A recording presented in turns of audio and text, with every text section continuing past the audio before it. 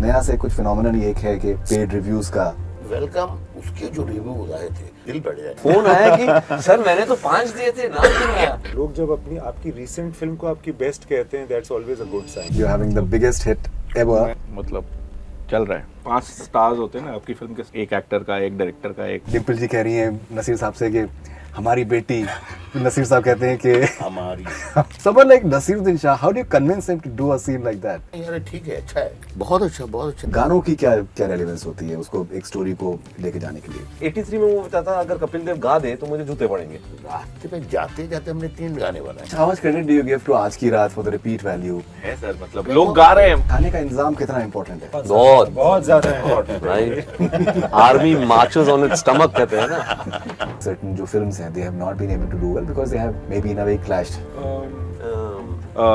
किस दिन पे भाव अच्छा पड़ेगा, किस दिन पे इसका रेट अच्छा पड़ेगा।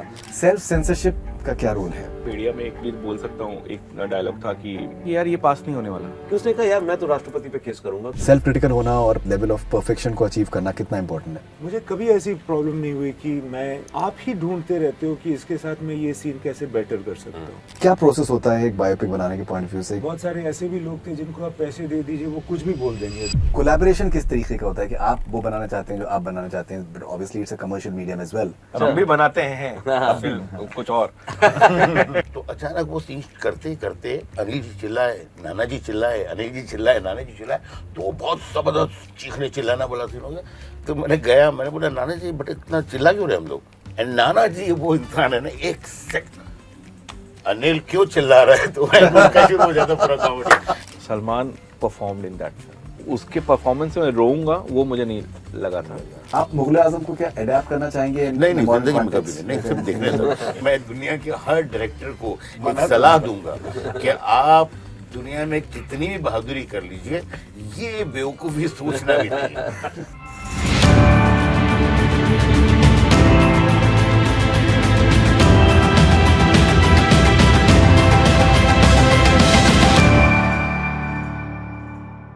हाय, मेरा नाम अमर कौशिक है। हाय, I'm अनीस बज़मी। मैं हूँ कबीर खान और मैं हूँ इम्तियाज अली और आप देख रहे हैं director special 24 with Faridoon Shahryar. It's a huge privilege to have Imtiaz Ali, Kabir Khan, Anis Bhai and Amar with us in this director special for 2024. They've been huge achievers in this year and we'll talk about lot many more things. I think बहुत ही कमाल का excitement है इस conversation के लिए and I hope that it lives up to that. So thank you very much all of you for joining me. And Anis Bhai, अगर आपसे start करें, अभी जैसे discussion हो रहा था कि आप almost 45 years से you've been at the top of your game as far as film industry is concerned. क्या ये सब दोस्त थे, उन्होंने पूछ लिया, वरना मैं बताता नहीं, वरना ऐसा लगता है कि अरे बहुत ही जो नहीं, क्या कर रहे होते हैं। नहीं 48 है। अरे नहीं, ये एडिट कर दो यार, ये हमारे लिए डिमोरलाइजिंग है। नहीं, नहीं 7-8 साल पे आपने join, you started when you were 7 है। 11 अच्छा 11 and you've delivered one of the biggest hits and that too, जो उसमें जिस तरीके का एक यूनिकनेस आपने स्टोरी टेलिंग पे या परफॉर्मेंसेस में आप लेकर आए हैं, कमाल का है and it's very futuristic as well. So how has 2024 been for you? बहुत अच्छा। इसलिए कि क्या है कि ये फिल्म जो है जो बनाई, इसमें क्या है कि थोड़ा एक्सीडेंट भी हो गया था, मेरा पैर जो मेरा टूट भी गया था, मैं पूरा व्हीलचेयर पे था, तो एक तरह से आप ये कह सकते हैं कि मैं पूरी तरह से जो है पैरों पे खड़ा हुआ हूँ इस पिक्चर के बाद। And it's been a huge success as well. Right. और खासा आई थिंक जद्दोजहद भी रही रिलीज में भी और फिर फाइनली रिलीज होने के बाद में I think the results have been wonderful. Okay Imtiaz, बहुत से लोगों का मानना ये है कि चमकीला जो है may be it is your best work. Personally आप कैसे आंकते हैं इस चीज़ को? खुद तो जजमेंट होती नहीं अपने काम की, मुझे तो नहीं है उतनी ज़्यादा, मगर लोग जब अपनी आपकी रीसेंट फिल्म को आपकी बेस्ट कहते हैं, that's always a good sign I feel. As filmmakers we can relate to that. Right. Okay, and Kabir, जिस लेवल की मेहनत गई है चंदू चैंपियन में और जिस तरीके से अक्लेम मिला है, जिस तरीके का रिस्पांस मिला है, you've been winning awards all across the world. How satisfying was it? Because I genuinely feel it's a story that had to be told. Ji, It's a beautiful story. देखिए I think as a film maker हमें क्या चाहिए होता है, हमें वो कभी कभी वो कहानी मिल जाती है way every pore of your body says कि यार ये कहानी तो सुनानी है चाहे कुछ भी हो जाए। तो चंदू चैंपियन ऐसी एक कहानी थी जो मुझे मुरलीकांत पेटकर की कहानी अचानक मिली। कोई जानता नहीं था उनको, मैं खुद नहीं जानता था और मैं हैरान था कि नहीं जानता हूँ ऐसे इंसान को जिन्होंने वो सब किया है। तो जब मैं मिला तो मैं कहा यार अब ये कहानी तो मुझे बनानी है। एंड मुझे याद है कि उनके बेटे जो हैं उन्होंने मुझसे कहा था कि just make sure it's you make it while he still around. Right. तो उसी टाइम मैंने बोला था यार कुछ भी हो कि ये मेरी नेक्स्ट फिल्म है। And then I just was obsessed by that story and I am so glad कि कार्तिक ने भी जिस लेवल की मेहनत करी उस फिल्म में, क्योंकि देखिए कार्तिक की कास्टिंग उसमें तब तक कार्तिक ने उस किस्म की कोई फिल्म करी नहीं थी, बट वो I saw in him the passion to do it और उसने करके दिखाया। आसान बात नहीं होती है जो बॉडी ट्रांसफॉर्मेशन कार्तिक ने करी है, to become a sportsman, a boxer of that level, a swimmer of that level, Right. to learn a dialect and everything. So hats off to what he achieved in this film. And so I'm very happy कि ऐसी film बनी, and I'm most happy about the fact कि Murlikant Petkar is now a known person and he's really enjoying the love and adulation he's getting. He's like, ever since the film has released, he's actually been very busy because he's lecture tours पे जा रहे हैं, inaugurations के लिए जा रहे हैं, तो वो देख के बहुत खुशी होती है मुझे। Right, and Amar Kaushik, कैसा फील कर रहे हैं आप in front of this August panel and you're having the biggest hit ever, maybe? सारे Stree 2. इन सब की फिल्में देख के ही मैंने भी अपनी फिल्में सीखी हैं, जो बना रहा हूँ, जो भी सर से ह्यूमर सीखा है इनकी फिल्मों से, इन लोगों से कला सीखी है। और हमेशा से ये होता था कि अभी इनके साथ बैठा हूँ बहुत बड़ी बात है मेरे लिए। और या अच्छा लग रहा है, 24 मतलब चल रहा है, खत्म होने वाला है, डर भी लग रहा है क्या होगा। नहीं, आई थिंक चल गया। आई थिंक आप तो दौड़ाया आपने तो बिल्कुल। Had you ever imagine that जिस तरीके का रिस्पॉन्स कि आप जवान को भी आप पीछे छोड़ रहे हैं, आप मतलब it's like extraordinary sort of response. Sir It जब is- शुरू कर रहे थे पार्ट 2 तो बहुत डरे हुए थे कि हमेशा से होता है सीक्वल, जब भी आप स्टार्ट कर रहे हो तो सीक्वल का एक होता है कि लोग बोलेंगे कि या फर्स्ट बहुत अच्छी थी, एक बेसिक एक वो होता ही है सबका।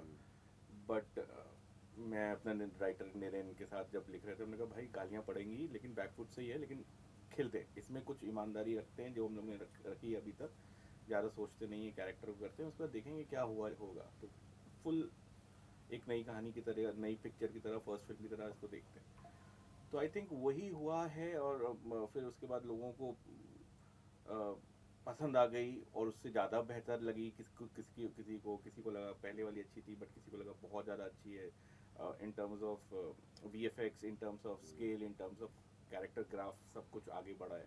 काफ़ी पसंद आई है लोगों को। मतलब एक वो होता है कि आपको आपकी मेहनत को जब लोग सपोर्ट करते हैं और आपकी टीम भी आपके साथ होती है, क्योंकि अकेले तो हम लोग फिल्म मेकर कह सकते हैं कि हमने बनाई है, बट आपकी टीम भी होती है आपके साथ, आपके प्रोड्यूसर्स भी होते हैं आपके साथ।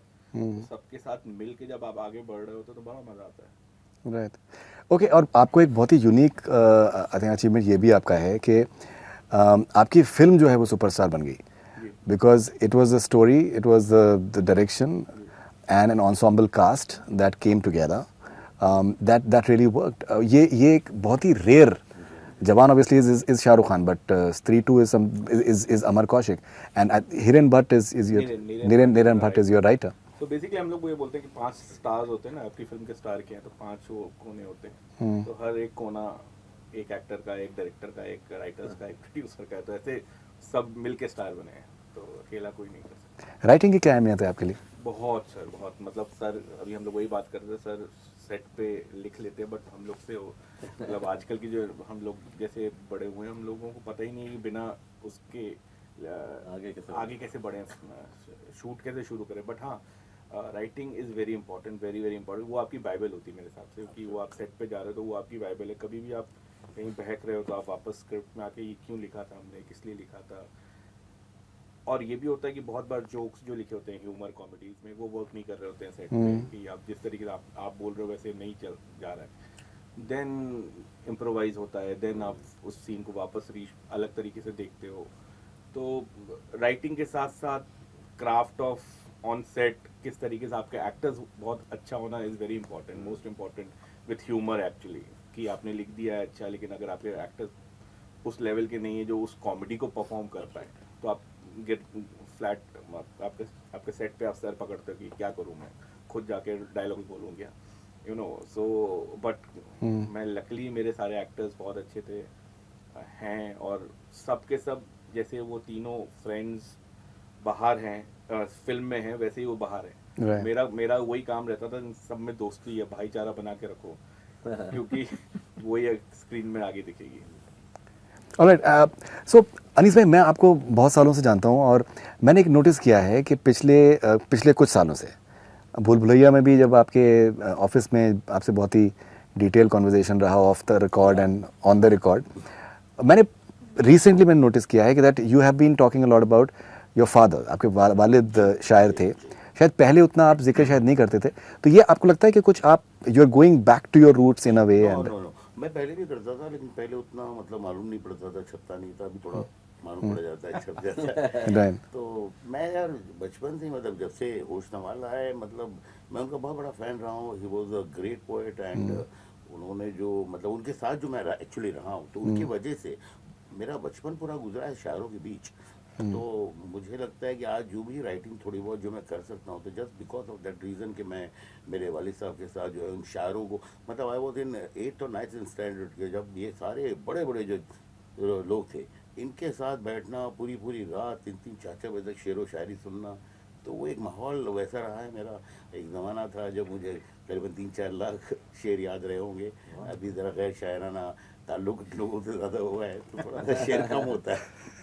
ओके, एंड भाई, फिर जैसे आपने बहुत ही आपने कम उम्र से आपने बहुत ही अलग अलग डिपार्टमेंट्स में काम करना शुरू किया, और फिर फॉर एग्जांपल जैसे अभी जिक्र हो रहा था कि आँखें और भी बहुत सारी फिल्में, कादर खान साहब के साथ में भी आपका मेरे ख्याल से रब्ता रहा होगा। तो जब आप एक सर्टन लीनियज से आ रहे हैं, फिर you are interacting with people like Kader Khan, who's a very commercial film writer, तो आपने किस तरीके से फिर अपना सुर तलाश किया राइटिंग का? मैं बताऊँ कि जैसे कादर भाई के साथ एक फिल्म लिखी थी, वो दीवाना मस्ताना, जिसमें क्या वो बात। दो जानी शाम को। क्या बात। तो बिकॉज मैं इतनी रिस्पेक्ट करता था एज ए राइटर उनकी, तो मैंने कहा सर ये लिखा है और आप तो इतने बड़े राइटर, आपको जो ठीक करना है कर लीजिए।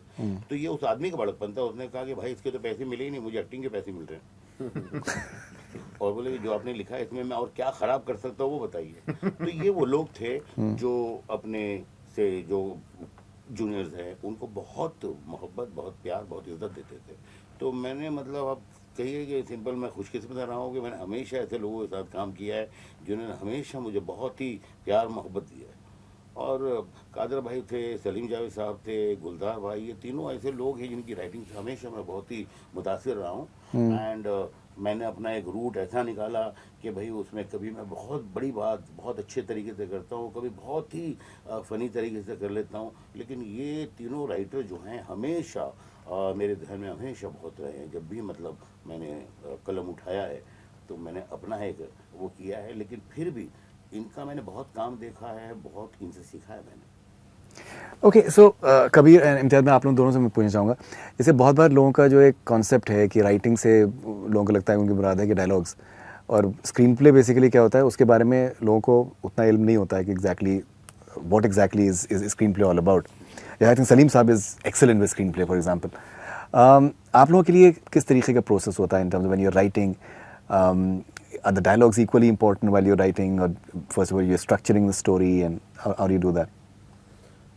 So, see, मेरे लिए तो screen play is the most important element. Of course everything is important, dialogues तो बहुत इम्पोर्टेंट, बट अल्टीमेटली एक्टर्स तो डायलॉग्स ही बोलेंगे आपके, तो जो मज़ा है, जो कैरेक्टर है फिल्म का, उसी से आता है। Right. लेकिन as a writer for me, जब तक स्क्रीन प्ले ठीक नहीं बैठता, मैं थोड़ा सा बेचैन रहता हूँ, बिकॉज आई फील कि once the screenplay is locked, फिर आप वो डायलॉग्स करते रहते हैं, ड्राफ्ट्स करते रहते हैं, you know, collaborate with lots of different people and get that। कभी कभी अलग किसी एरिया का डायरेक्ट चाहिए होता तो उसके लिए आप बुला लेते हो, so it's a lot of interaction, but screenplay for me is a very personal thing, and I feel you're absolutely right, screenplay is one of the most sort of I mean, people don't understand what the screen. Sometimes I also feel people talk about editing when actually it's screenplay. Firstly, it's impossible to make out at the end of the film ki what was editing and what was screenplay. But I feel that without a good screenplay, it's almost impossible to make a good film. It's impossible. They कहते भी है ना कि you can make a bad film out of a good screenplay, but you can never make a good film out of a bad screenplay. या अब आपने पहले भी जिक्र किया इसके बारे में जी। इम्तियाज, आप कुछ कहना चाहेंगे? मेरा तो क्या है ना कि हिंदुस्तान में क्योंकि हम अक्सर अंग्रेजी में इंस्ट्रक्शन लिखते हैं, तो स्क्रीन प्ले अंग्रेजी में होता है अक्सर, और फिर हिंदी में डायलॉग होते हैं, तो डायलॉग और स्क्रीन प्ले को हम अलग अलग मानते हैं। वेस्ट में, हॉलीवुड वगैरह में उसको सेम ही, एक ही मानते हैं, और उसके अलग अलग स्टेजेस ऑफ डेवलपमेंट होते हैं। तो जब हम स्क्रीन प्ले और डायलॉग की बात करते हैं तो there is a certain specificity of the Indian film industry which we should remember. But coming to me, I feel मेरे साथ क्या था कि क्योंकि मैं डायरेक्ट करना चाहता हूँ, उसके लिए लिख रहा होता था। मैं चाहता था कोई और लिखे, बट ऐसा हुआ नहीं, कभी टाइम नहीं था, कभी पैसे नहीं थे, तो मैंने लिखा और वो चल मतलब ठीक हो गया, तो हमने उसको आगे बढ़ा दिया। But right from theatre, right from the early days of working on a small stage also, मेरा क्या होता था ना कि the difference between one and the other मुझे वैसे तो इंटेलेक्चुअली मालूम है, बट काम करने में वो नहीं पड़ता है। सो अभी मैं स्टोरी लिख रहा हूँ, बट उसमें ऐसा भी हो सकता है कि कुछ डायलॉग्स हैं जो आ ही जाते हैं, बिल्कुल। तो मैं उसको लिख देता हूँ, फिर मैं उसको रोकता नहीं हूँ कि ये अगले स्टेज की बात है। तो कभी कभी क्या होता है कि something comes with not so much detail, so I just let it be like that, and the next round whether it is the development of screenplay or dialogue, I do the next round and next round, क्योंकि मुझे हमेशा लगता था कि पढ़ना मुझे है, Absolutely. तो मैं दूसरों के सामने एक्सपोज नहीं होगा कि यार ये तो बिल्कुल ही अनाड़ी है, तो मैं उस तरह से कर रहा होता हूँ। Right. And unfortunately I've always written what I've directed, something which I want to change very desperately. Don't we all? Yes, we all want to हाँ, तो actually, मतलब कि हमें कोई स्क्रिप्ट दे दे, हम बना दें। But actually Imtiaz is right. Even for me, my personal approach, because मैं भी trained writer नहीं हूँ, मैं भी इसलिए लिखा क्योंकि पैसे नहीं थे किसी और को देने के लिए, तो खुद ही लिख लो जो आपको डायरेक्ट करना है। तो मेरे लिए भी I write dialogues while I'm writing the screenplay. I actually can't move forward without that. तो वो जो एक प्रोफेशनल जो आप राइटर्स को लेते हैं ना, वो उनका एक आर्ट होता है, वो बीट शीट लिखते हैं, वो नहीं होता है मुझसे भी personally. For me when I start writing, then I am writing screenplay and dialogues together, then later I can jam with people to refine the dialogues. But screenplay भी आगे तभी बढ़ती है जब उसमें डायलॉग्स आ जाते हैं।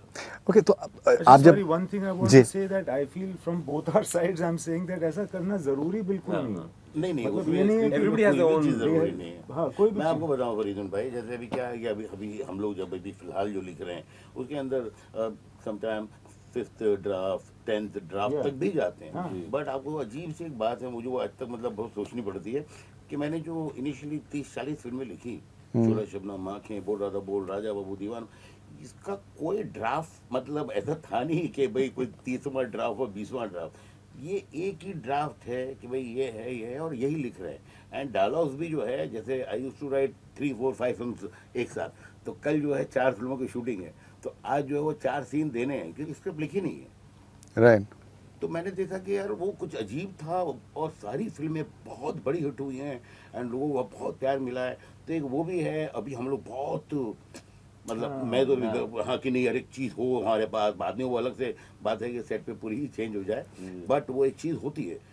तो मतलब वो मैं सोच रहा हूँ कि भाई क्या, लेकिन मैंने जब मुझे पर्सनली मैंने जो 11th आवर पे किया है, फॉर एग्जाम्पल बहुत बड़ी बड़ी चीज़ें थी, जैसे नो एंट्री का क्लाइमेक्स वो लिखा हुआ कभी भी नहीं था। एक दिन पहले तक इतना पता था हाँ कुछ ऐसा होगा। राइट। वेलकम का जो क्लाइमेक्स है, जो घर वैसे ऐसा पूरा, वो कभी नहीं लिखा हुआ था, उस सेट पे भी पूरा नहीं लिखा हुआ था। तो वो भी था, और अभी पूरा बनाने के बाद सम टाइम लगता है कि हाँ इसी को फॉलो करते हैं, लेकिन सेट पे लगता है कि नहीं इट्स नॉट वर्किंग, तो पूरा नया, आई डोंट नो। तो फिल्म मेकिंग बहुत सब्जेक्टिव है, मतलब सबके ना अलग ही नए होगा, तरीके I से, think. No formula set formula कि ये Absolutely. ऐसा होता है कि जो सेव द कैट करके एक बुक है स्क्रीन प्ले की, वो पढ़ ली तो सबको आ गया, ऐसा होता नहीं। सबके लिए लाइफ में हाँ मतलब हाँ कुछ तो है ऐसा नहीं वही है। हाँ हाँ, तो वो हर इंसान का अलग तरीका ही अप्रोच करने का, मतलब सीन आप कैसे, आप सेट पे कैसे Which is, पहुंचते I think, the magic. हाँ वही मैजिक है। In fact, मतलब also- एक सीन अगर आप हमको अभी दो कि एक सीन हम चारों को डायरेक्ट करने, तो सेम सीन सेम पेपर में अलग ही होगा, अलग ही डायरेक्ट होगा, चारों अलग करेंगे। आप कुछ कह रहे थे कबीर, आप कुछ कह रहे थे? मैं बोल रहा था एक्चुअली, मैंने भी एक किताब पढ़ी थी जिसका नाम मास्टर क्लास था, जिसमें कुछ दुनिया के जो 10-12 टॉप डायरेक्टर्स हैं उन सब का क्या एक प्रोसेस रहता है।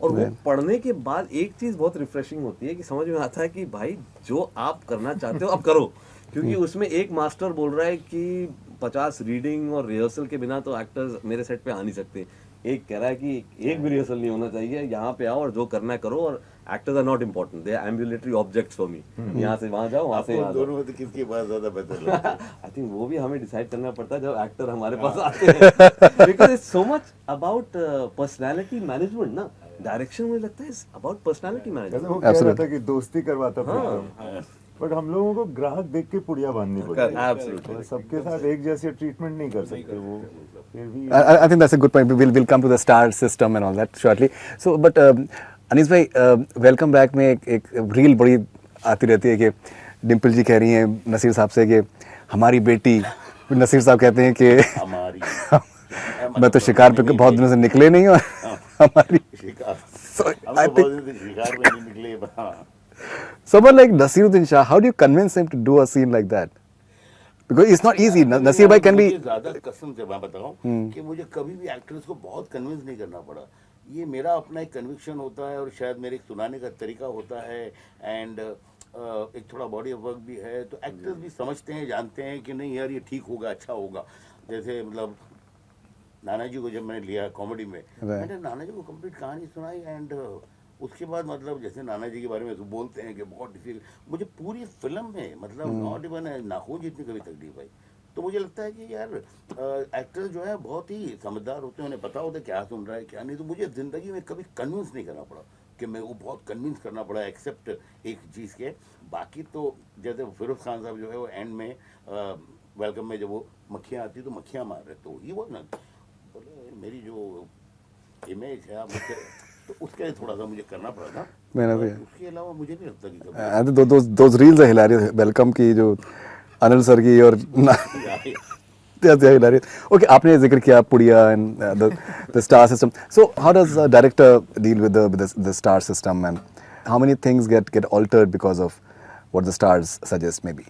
Actually usually nothing, not at all. And हो सकता है कि मैं भी वैसे ही लकी हूँ सर, जैसे आप कह रहे थे, मुझे कभी ऐसी प्रॉब्लम नहीं हुई कि मैं बहुत बड़ा स्टार हूँ तो मैं ऐसे बोल रहा हूँ तो ऐसे करो, नॉट एट ऑल, नेवर। ये ऐसा होता है कि आप ही ढूंढते रहते हो कि इसके साथ मैं ये सीन कैसे बेटर कर सकता हूँ, या मैं कैसे और इसको ला सकता हूँ कैरेक्टर में।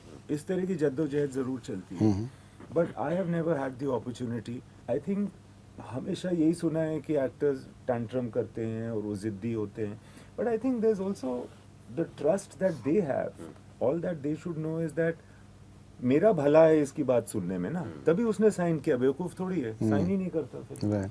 तो अगर उसने कर लिया तो why is he going to quarrel now, और she is going to quarrel now. So I think you should work on that premise, and then before saying to anybody anything, I think a director in his own mind should, think it through, Right. and then tell him. मुझे लगता है कि एक basic मकसद क्या होता है, जितने लोग फिल्म से जुड़े हुए हैं, actor, director, producer, everybody wants to make a good film. Yeah. तो जब ये एक चीज होती है सबके साथ ना, तो मुझे लगता है जो सही बात है वो सबको सही लगती समझ है, में आ और जाए। बात सबको गलत लगती है। Right. कोलैबोरेटिव प्रोसेस तो है, और सबसे डायरेक्टर का सबसे बड़ा कोलैबोरेटर स्टार ही है, because ultimately it's the face that is being projected over there. So I think change नहीं करना पड़ता, अडैप्ट करना पड़ता है, और आपको खुद ही समझ में आ जाता है कि ये बात इस पे ठीक बैठ ही नहीं रही है, so let's change it. And also sometimes it's great to get the inputs, क्योंकि क्या है कि हो सकता है 10 इनपुट में से 9 को नहीं करेंगे, लेकिन वो एक चीज आपको ऐसी मिलेगी that's Right. जो आपने सोचा ही नहीं, और सडनली एक अलग दरवाजा खुल जाता है, अरे यार ये तो बहुत इंटरेस्टिंग चीज है। So I don't think as a director we can ever be that creatively arrogant कि नहीं हमें सुननी ही नहीं है। वो वर्ड इंटरफेरेंस एक्चुअली गलत है। अच्छा, एक चीज और मैं बोलना जी। चाहूँगा, होता क्या है ना, जब तसव्वुर करते हो आप अपने लिखते हो इमेजिनेशन में, और बहुत अच्छा लिखा होगा आपने, बहुत ही कमाल का, but when a person in flesh and blood stands in front of you and starts to do it, वो रियल हो जाता है यार। उसके पहले वो इमेजिनेशन होती है, तो जब वो रियल होता है ना, तो आप उससे बोरो करते हो। फिर उसने कहा कि नहीं, हाँ ना, ये बैठ करके आपने बोला था, बट ये खड़े होकर के बोलने में अच्छा लग रहा है, तो देन आपको भी समझ में आ जाता है ना कि हाँ यार ये बेटर है, तो आप कर लेते हो। मुझे तो लगता है जिद्दी तो नहीं होता है डायरेक्टर। हाँ। मुझे लगता है कि मोस्टली जो अच्छे डायरेक्टर्स हैं वो एक जगह बहुत ईमानदार रहते हैं अपनी फिल्म को लेकर। तो अगर फिल्म के अंदर उसको लगता है कि यही ठीक है, तो वो फिर कन्विंस करेगा, वो झगड़ा करे, वो जो भी रास्ता उसको इख्तियार करना है। Right. एंड कहीं से कुछ चीज़ें आ रही हैं और अच्छी है, उसकी फिल्म को लगता है कि करेक्ट है, तो I किसी think- की भी सजेशन हाँ, है, yeah, yeah, चाहे एक्टर Right, की but- हो या but- स्पॉट बॉय की। जैसे जैसे पहले भी आपसे बात हुई है, एक था टाइगर में for example you had certain differences with Salman sir, Bajrangi Bhaijaan, he listened to a lot of things that you had to say, and the rest is history. The film turned out to be one of the biggest, I think, crowd pullers in terms of feet count as far as the movies are concerned. So वो एक जो transition जब होता है actors में collaboration के level पे, वो कैसा, especially when someone is superstar. Also, because as people you are interacting for the first time, Tiger was the first time Salman and I were interacting. Right. तो एक प्रोसेस होता है जिसमें आप समझते हैं एक दूसरे को, जिस तरीके से इंसान कुछ बोलता है, उनका एक सेंस ऑफ ह्यूमर होता है या बोलने का तरीका होता है, उसका असली मतलब क्या होता है, वो सब समझने में भी टाइम लगता है। सो डेफिनेटली टाइगर पे there was much more of this to and fro कि अरे भाई ये ऐसे करना है, ऐसे करना है, इसका मतलब क्या है, उसका मतलब क्या है। For me it was just my third film. उससे पहले मैं काबुल एक्सप्रेस और न्यूयॉर्क बना चुका था। जी। Salman was already this like superstar of another magnitude. Right. So it took a long while for us to understand each other. और I think वो जो प्रोसेस था वो बहुत इंपॉर्टेंट था, बिकॉज उस प्रोसेस की वजह से Bajrangi became a very easy process, क्योंकि अब सेकंड टाइम काम कर रहे थे, ही न्यू एग्जैक्टली व्हाट आई मेंट। जब मैं कुछ बोलता था तो उनको समझ में आता था अच्छा ये मतलब है, वो जब बोलते थे तो मुझे समझ में आता था this is what he actually means. तो the process became very smooth and that's I think natural ना। जब भी आप किसी कुछ भी, not just a film, any process that you do with two individuals, वो एक थोड़ा टाइम लगता है to understand each other. Okay, writing में अभी जैसे बात हो रही थी, एक मैं आपसे सवाल पूछना चाहूँगा। फॉर एग्जांपल आपकी काफ़ी फिल्मों में अगर हम देखें, चाहे बजरंगी भाईजान हो, जब आखिर का जो सीन है मुन्नी के साथ में, या फिर अगर 83 का एक उसका जो क्लाइमेक्स का सीन देखें, या फिर इवन चंदू चैंपियन का जो फिनाले है, वो they are very emotionally intense moments.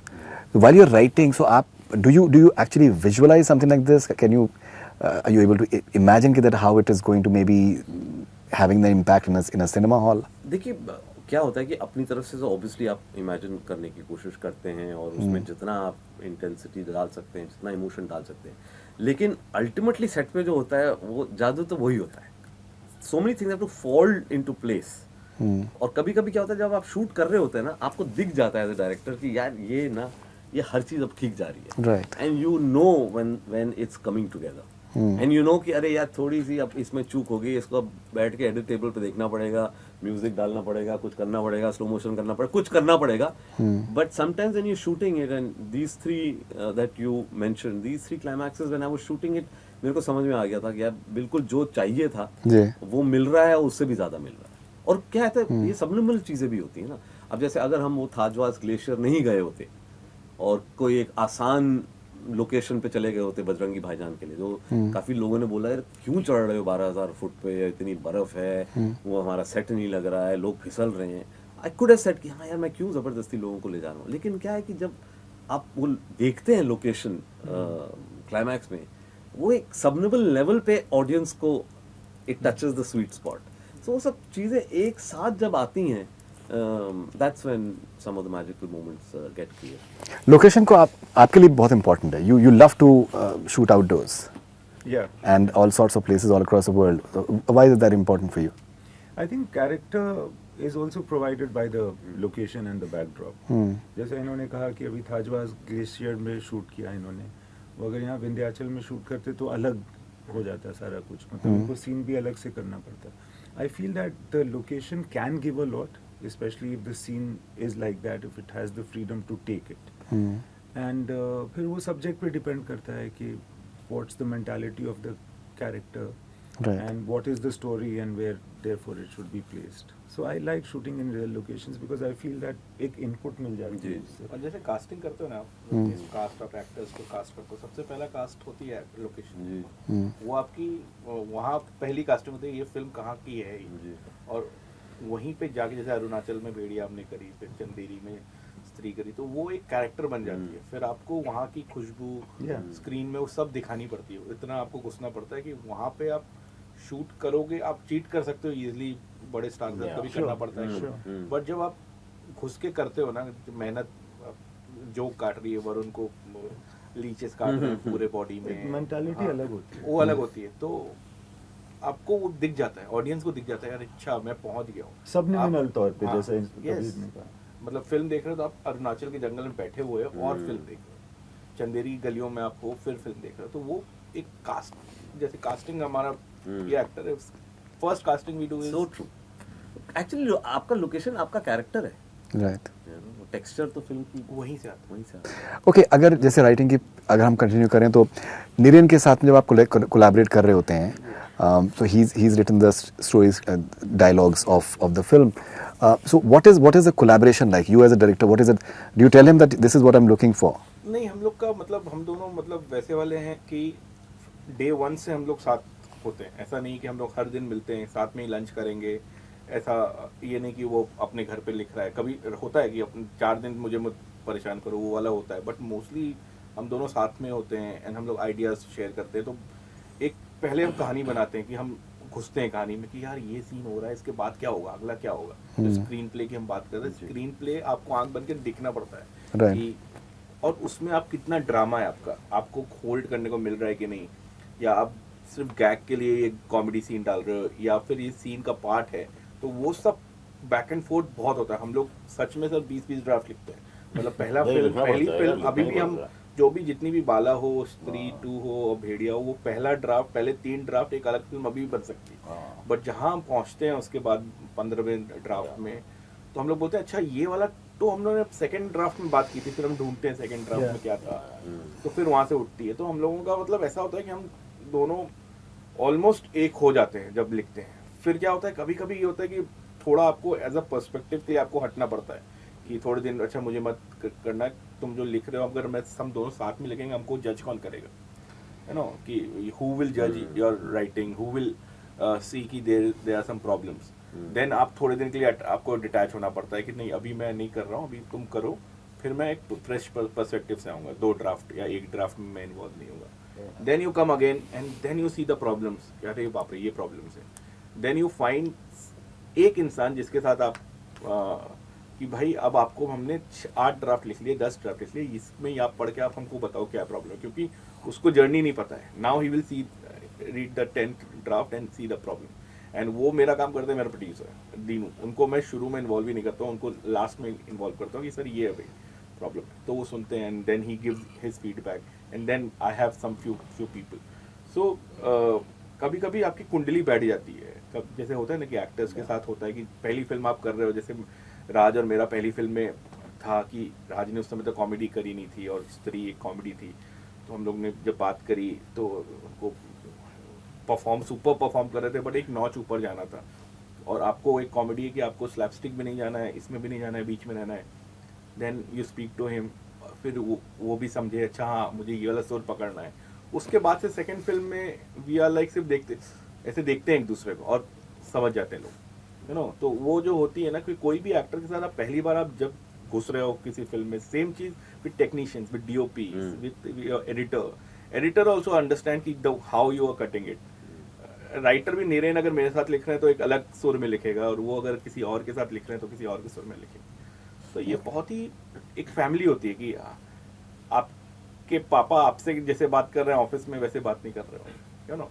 तो ये वही है, ये फिल्म मेकिंग भी वही छोटा सी ओके, सो सेल्फ क्रिटिकल होना और एक जैसे आपने कहा कि दैट 20 ड्राफ्ट भी आप करते हैं, सेल्फ क्रिटिकल होना और एक लेवल ऑफ परफेक्शन को अचीव करना कितना इंपॉर्टेंट है? सर वो समझ में आ जाए तो बहुत, मतलब ये इतना इजी नहीं है कि समझ में आ जाए कि सब कुछ आपने जो किया है वो करेक्ट है कि नहीं। आप बस अपने इंट्यूशन के साथ जाते हो कि हाँ मुझे ये मज़ा आ रहा है यार, इसमें कुछ तो वियर्डनेस है। आप टेप छोटे छोटे, जैसे अभी पता नहीं भेड़िया आप लोग देखिए कि नहीं, वो टेप रिकॉर्डर में हाथ लग गया और तेरा सुरूर बज गया और वहाँ से हाउल चालू हो गया भेड़िया का। सो अब ये आपने पेपर में लिखा है लेकिन एग्जीक्यूशन में आप एक्टर को बताया तो वो बोल रहे हैं ये कैसे होगा। चल कन्विक्शन है, करते हैं, खेलते हैं, लेकिन एकदम you have to go into it. The conviction जो वर्ड है ना वो समझना is very important for a director, for actors और for whole unit. That conviction word बनाई फॉर डायरेक्टर्स ओनली। हाँ, मतलब अगर आप मतलब माहौल भूत की फिल्म अगर आपको डराना है तो आपको सबको सेट पे डराना है। आपको ना ऐसे रखना है माहौल कि आप ना डरो, कभी भी कुछ भी हो सकता है।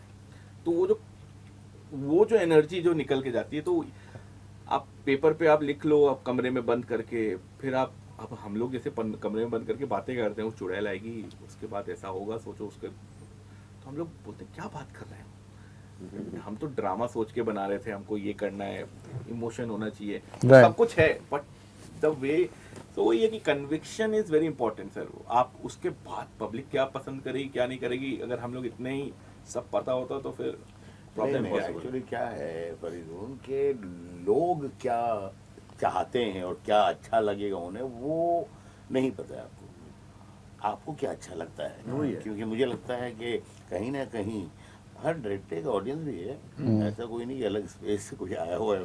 तो मुझे क्या अच्छा लगता है वो मैं जानता हूँ, मैं बुक करूँगा, और अगर वो चीज़ वहाँ अच्छी लग जाए तो बहुत अच्छी बात है। Right. Otherwise, I think और कोई रास्ता नहीं है। This is a very क्योंकि अगर important आप thing, ये actually. सोचेंगे कि यार ये वहाँ चलता है, मुझे लगता है फिल्म फ्लॉप होने के लिए बहुत ज़रूरी है कि हाँ ये चलता है, चलता कुछ भी नहीं है और सब कुछ चलता है।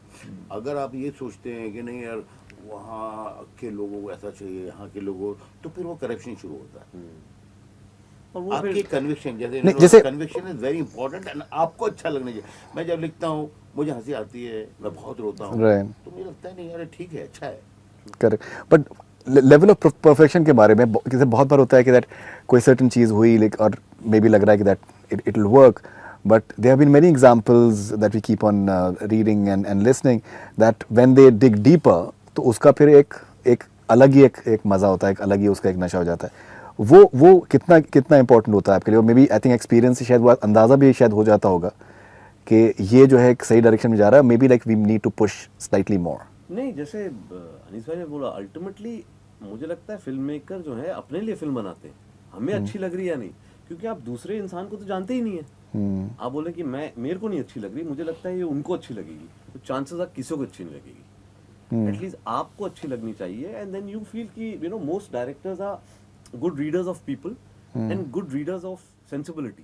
कि हम लोग मिडिल ऑफ द रोड लोग हैं, हमें थोड़ा सा इमोशन अच्छा लगता है, ह्यूमर अच्छा लगता है, मसाला अच्छा लगता है, एक्शन, हमें अगर अच्छा लग रहा है तो we keep a fingers cross कि यार आई थिंक लार्जर ऑडियंस को भी अच्छा लगे। कभी कभी नहीं लगता है, वो भी Right. होता है, लेकिन आप किसी और के लिए बनाओगे तो मुझे लगता है you setting yourself up for failure. आपको अपने लिए बनाना बहुत इम्पोर्टेंट है। फिल्म जब बना रहे होते हैं ना, तो एक जो लिखते हैं और जो फिल्म बनाते हैं, तो उस वक्त एक जहन में चीज़ होती है जिसे हम लोग टेक्निकली मैं बताऊं, उसे कहते हैं वांटेड रिएक्शन। कि हम ये चाहते हैं कि इस वक्त ऑडियंस ऐसा फील करे कि वो हंसे, वो रोए, वो सीरियस हो जाए, तो वो वांटेड रिएक्शन है।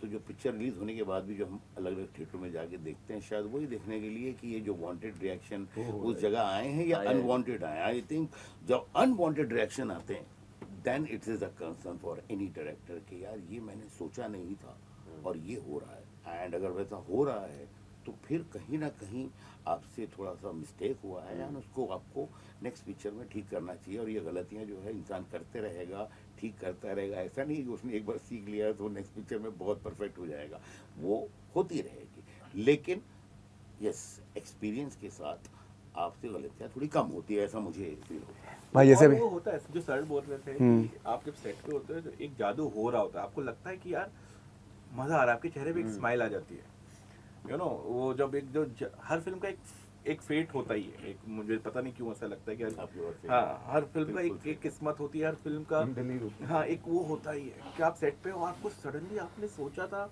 ऐसा, पेपर में आपने इमेजिन किया था, कुछ एक कहानी थी जो आपके सामने हो रही है, और वही कहानी लोग देखेंगे थोड़े दिनों बाद, और आपको लगता है आप अच्छा, अलग से स्माइल आ जाती है, आप थोड़ा तेज चलने लगते हो, आप भी बोलते हो कि नेक्स्ट शॉट इसका ये कट ऐसा करेंगे, वो ऐसा करेंगे, और कहीं कहीं आपको हाँ जोश आ जाता है, जो आपको खुद नहीं रियलाइज होता कि आप ऐसा कर रहे हैं। तो थोड़ी देर ये- के बाद ही पता हाँ, चलता तो ये एक्सपीरियंस वाला जो आप बोल रहे हो कि एक्सपीरियंस हो जाता है, बट अब ये जो मैं खुशी महसूस कर रहा हूँ, मुझे वैसे खुशी महसूस करने वाले 10,000 लोग चाहिए। किसी को 500 लोग मिलते हैं, किसी को 10,000, वहीं से फिर वो फर्क पड़ जाता है। एक और चीज मैं बोलना चाहूंगा। जी बिल्कुल, प्लीज जी।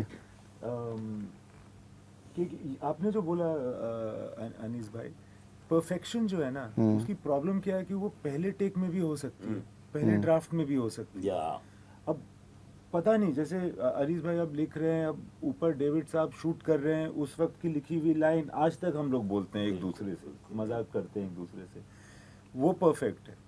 अगर वो सिर्फ 25वें ड्राफ्ट में आती तो हम सीधा 25 ड्राफ्ट मैं में अभी कुछ वक्त पहले मैं फिल्म देख रहा था आपकी, अपना जब भी मैट, मेरे ख्याल से 4-5 बार फिल्म देखी है मैंने बीच बीच में।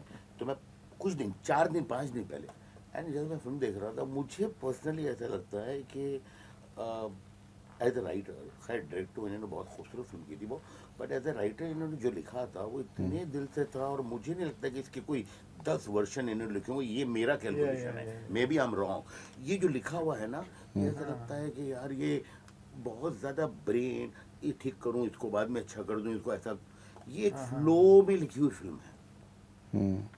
एंड मुझे बहुत पसंद आई, मुझे बहुत अच्छी, हमेशा जब भी मैंने देखी मुझे बहुत अच्छी लगती थी, क्योंकि मैंने फिल्म लिखी है ना, यार तो होना ही था, मैंने रोमांटिक फिल्म बनाई है, फुल लव स्टोरी।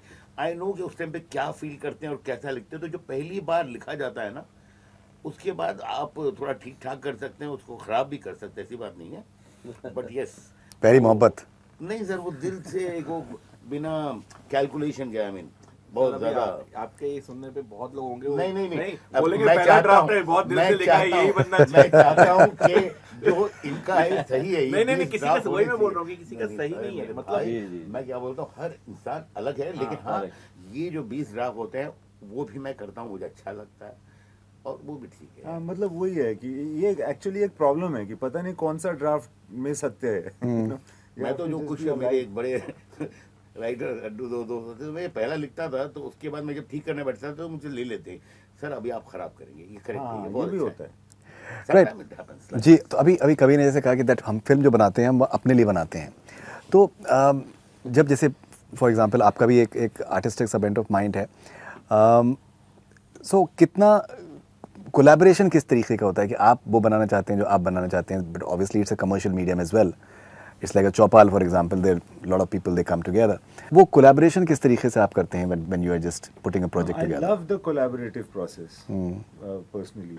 मगर इसमें प्रॉब्लम अगेन वही हो जाती है कि जो दूसरा आदमी बोल रहा है वो सही भी हो सकता है और गलत भी हो सकता है, और आप ये भी कर सकते हो कि आपको खुद अपना काम, वो अच्छा भी होगा तो हो सकता है बुरा लगे, कभी कभी आप वैसे भी हो जाते हो, जैसे कि अनीस भाई ने कहा कि खुद ही हम लोग अपनी स्क्रिप्ट खराब कर सकते हैं, राइट। वक्त ज़्यादा होगा तो कर भी देंगे हम, और किया भी है। सो मगर ऐसा नहीं है कि आप जो सोच रहे हो वो हमेशा अच्छा है। So ultimately everybody will have to find a way of how to decide how to go on while being very collaborative. The one thing that works for me personally is to say that हर का एक job है, मेरा एक job है जिसके लिए मुझे producer ने हायर किया है, पैसे दिए हैं, मेरा काम है ये करना, उसको अच्छा लगे या बुरा, मुझे तो वो काम करना है। कि ये if I have to impose my judgement that हाँ यार तुम लोग कह रहे हो बहुत खूबसूरत बातें हो सकती है, बट मुझे लग रहा है ऐसे करना चाहिए, मैं डायरेक्टर हूँ, मेरा जॉब है, तो ये ऐसे होगा। और मुझे लगता है कि डायरेक्टर्स का, I would like to believe, हम लोगों का गट इंस्टिंक्ट ही होता है, जैसे हम लोग बाद में बैठ के थोड़ा सा Logic इंटेलेक्चुअलाइज सोचते कर हैं। सकते हैं, एनालिसिस करते हैं, लेकिन because directors job is to make choices. हर डिपार्टमेंट को आप ब्रीफ देते हैं, वो हर चीज के लिए 4 ऑप्शन लाते हैं, आप एक चुनते हो, वो गट इंस्टिंक्ट होता है, ये मुझे अच्छा लग रहा है। अब कोई पूछे भाई ये क्यों अच्छा लग रहा है, maybe I won't be able to answer. There is a very बहुत छोटा सा डिफरेंस होता है बिटवीन ओके एंड एनजी के, हम जो बोलते हैं मनमोह, तो ऐसा नहीं कि वो शॉट अपने आप में कोई ख़राब है, मुझे लगता है वो उस वक्त के लिए बिल्कुल सही है, और शायद जितने और एक्टर्स हैं वो उसी सीन का, या बाकी टेक्नीशियन उसी सीन का सोच रहे हैं।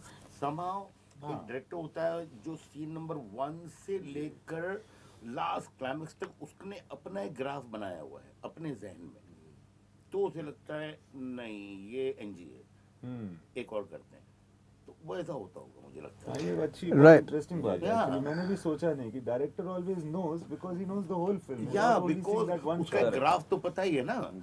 अभी एक सीन था, मैं आपको बताऊं, वेलकम में, जहाँ दोनों दोस्त हैं, अपना नाना जी और अनिल जी, एंड दोनों डिस्कस कर रहे हैं एंड कुछ डायलॉग थे, तो अचानक वो सीन करते करते अनिल जी चिल्लाए, नाना जी चिल्लाए, अनिल जी चिल्लाए, नाना जी चिल्लाए, तो वो बहुत जबरदस्त चीखने चिल्लाना वाला सीन हो गया।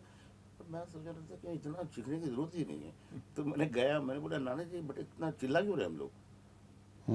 मेरे पास सर सिंपल कर सकते हैं, क्यों चिल्लाना किया, एंड नाना जी वो इंसान है ना, एक सेकंड अनिल क्यों चिल्ला रहा है, तो कैसे हो जाता पूरा कॉमेडी, एंड वो पूरा उसका रूप ही चेंज हो गया राइट कि भाई मैं आपकी वजह से कायदे में, वरना मेरे भी खुद के 10 बंदा वो आते के कायदे, ऐसा कुछ है। बहुत हिलेरियस है दैट्स हाँ, तो वो उसमें चिल्लाना शुरू होता है, आपकी वजह से मैं जो है कायदे में, वरना मेरे अपने अलकायदे होते हैं, ऐसा कुछ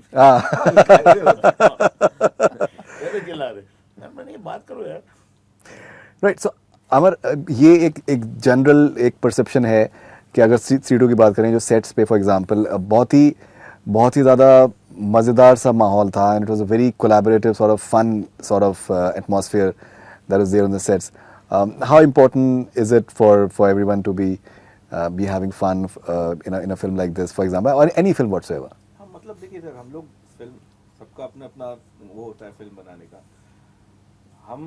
मैं असिस्टेंट रहा हूँ, तो मैंने देखा है बहुत बार क्या होता है, जब आप सेट पे होते हो तो सब बहुत डर रहे होते हैं डायरेक्टर से, या एक माहौल होता है कि क्या होगा, एकदम एक सीरियस माहौल होता है। बट मुझे लगता था कि हम सब सिनेमा जो फिल्म बनाने के लिए आए हैं, अगर इसमें भी हम टेंस रहें तो मज़ा क्या है।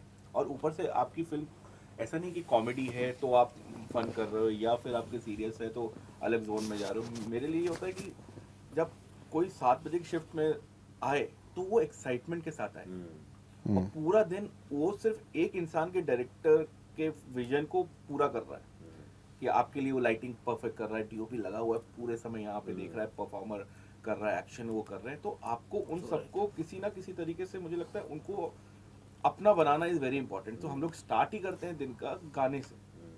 पता नहीं क्यों मुझे 90s का ही कोई गाना बजाता हूँ, सर आप ही की कोई फिल्म होगी उनमें से कोई गाना बजा के सबको नचाता हूँ। स्पॉट से लेके जो एक हायरार्की होती है ना, वो ब्रेक होती है। और इससे क्या होता है, इससे फायदा मुझे होता है एज अ डायरेक्टर।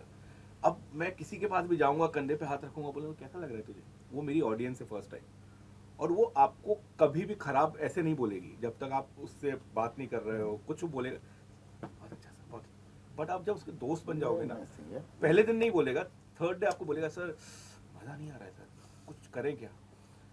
साउंड वाले के पास जा रहे हो, तुमको मज़ा आ रहा है कि हेडफोन में जो तुम माइक लेके कॉमेडी सुनाई दे रहा है, मज़ा आ रहा है। वो ब्रेक करना इज़ वेरी इंपॉर्टेंट। तो जो फन जो होता है ना, वो फन मेरे लिए ये होता है कि सब मिल के फिल्म बनाए। मुझे लगता है यार मेरे लिए तो जो है ना, वो शूटिंग पे फन होना बहुत ज़रूरी है। बिकॉज क्या है कि मैं बहुत छोटी सी, जैसे बताया मैंने, उम्र में जो है स्टार्ट हुआ, तो जब बच्चे लट्टू खेलते थे तो मैंने क्लैप पकड़ा हुआ था, जब पतंग उड़ाते थे तो मैंने साउंड पकड़ा हुआ था। तो मैंने वो बचपन को बहुत मिस किया, कभी खेल बेल किया नहीं मैंने। तो मुझे वो जो इन्जॉयमेंट है, अच्छा मेरा कोई शौक़ नहीं है, मेरी कोई हॉबी नहीं है, मेरे कोई बहुत लंबे छोटे दोस्त नहीं है, मुझे आने का शौक़ नहीं, जाने का कहीं नहीं। तो मेरा सब कुछ घूम घाम कर फिर फिरा कर सिर्फ और सिर्फ फिल्म है। आप ये कह सकते हैं मैं उठता बैठता सोता जागता फिल्म के साथ हूँ। तो मेरे लिए बहुत इंपॉर्टेंट है कि शूटिंग पे जो है ना, मैं पूरा एंजॉय करूँ। वो मेरे लिए इतना इंपॉर्टेंट है कि वो सारे लोग खुश रहें। तो जिस तरह की मैंने फिल्में बनाई हैं, जिसमें 10-10, 12-12 मेन एक्टर, पता नाना जी भी है, अनिल जी भी है, अक्षय भी है, फिरोज खान भी है, नसीर भाई भी है, और पता नहीं कौन कौन है। तो वो एक पिकनिक का माहौल जो है वो ऐसा रहता है। एंड टचवुड हमेशा इतना खुशगवार माहौल रहा है, इतना लोगों ने इंजॉय किया है, इतना हम हंसते हैं, इतना वो सब इंजॉय करते हैं।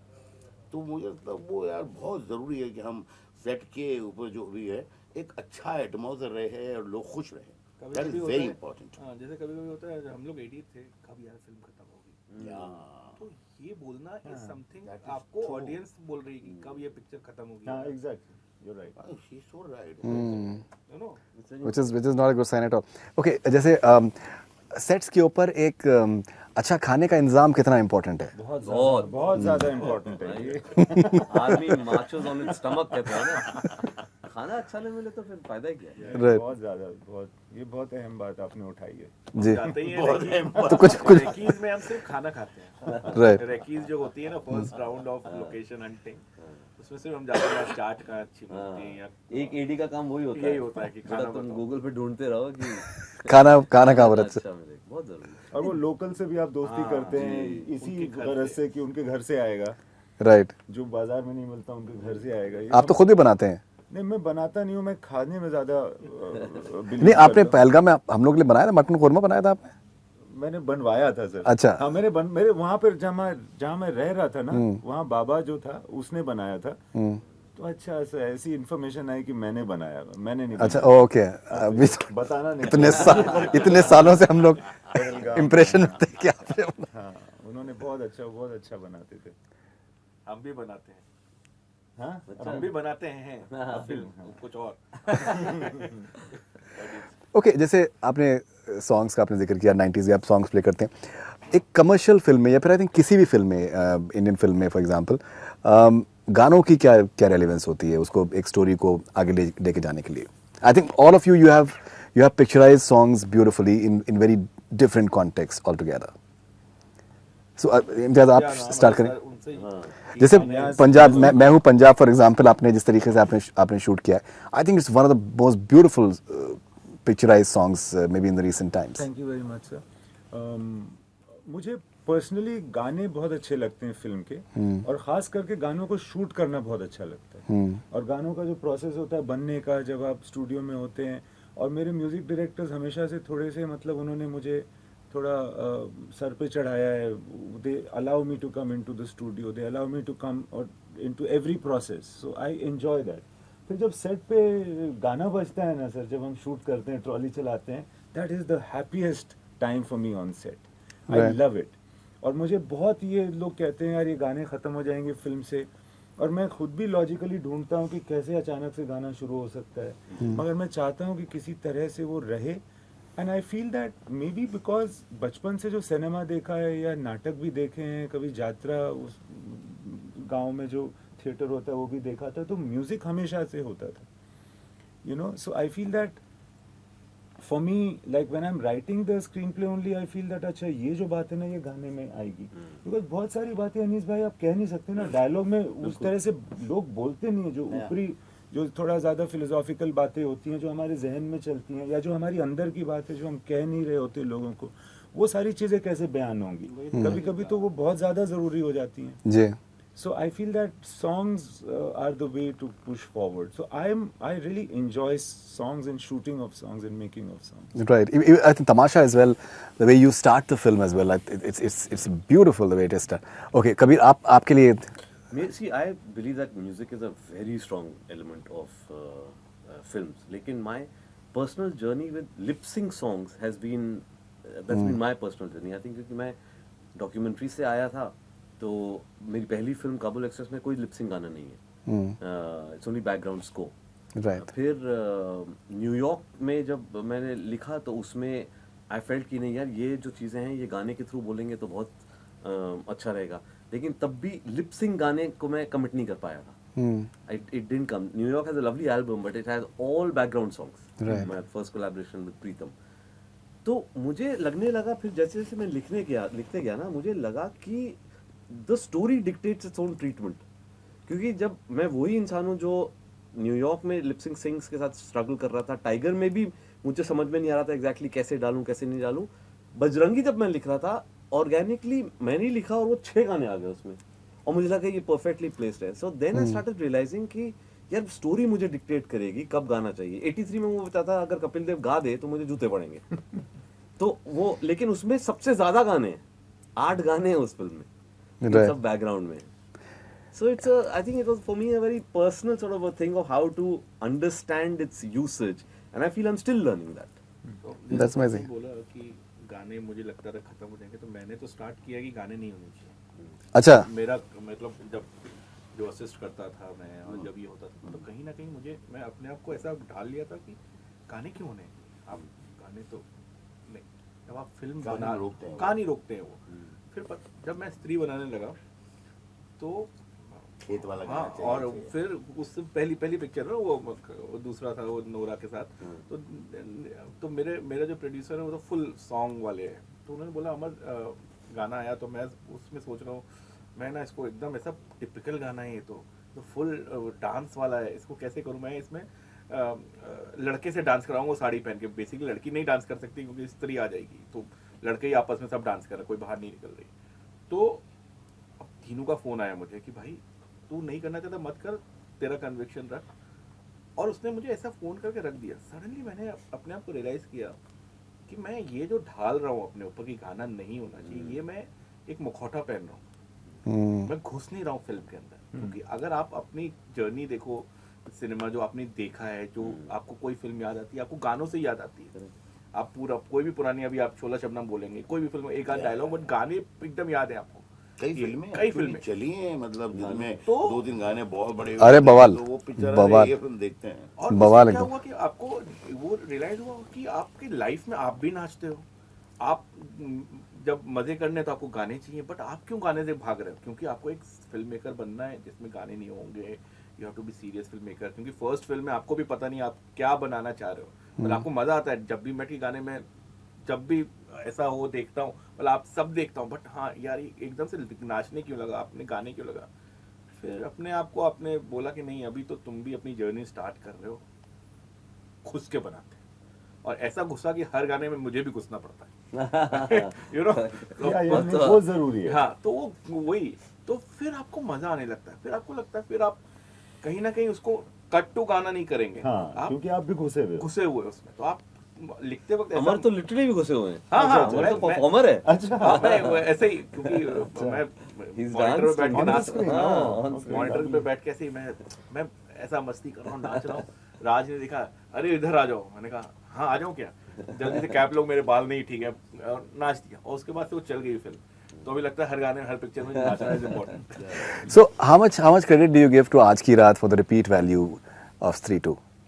है सर, मतलब ऑब्वियसली सब beautiful song, yeah. Beautiful song, the way बहुत ही song है। बहुत बड़ा खेत में आज की रात, ये गाने लोग बहुत गा अच्छे रहे हैं, मतलब जब बन रहा था, जब हो रहा था, तो ये हो रहा था कि सेट पे करें, क्या करें, क्या कहाँ पे करें, फिर उसको किसी तरीके से गाने का पार्ट बनाया कि वो लोग वहाँ पे नाच रहे होंगे, वहीं पे सर कटाएगा उस तरीके से। बट मुझे ऑडियंस, जो मैं बोलता हूँ ना, पब्लिक, जो मेरे लोकल लाइन प्रोड्यूसर था भोपाल का, जितने भी लोग थे, वो लोग सबसे ज्यादा एक्साइटेड थे उस गाने को देख के। तो मैंने सुनाया था ये गाना करना है और कौन उसमें परफॉर्म करेगा, तो दे वर मोस्ट एक्साइटेड। तो मुझे लगा इसका तो पूरा अच्छे से ही करना है। मुझे 2 दिन मिले थे, मैंने प्रोड्यूसर से बोला मुझे 3 दिन दे दीजिए, मैं और अच्छे से शूट करूँगा। और फिर उसके बाद करते करते करते करते गाना कहाँ से शुरू किया, एक दिन में ही, मतलब कुछ घंटों में गाना बना था वो।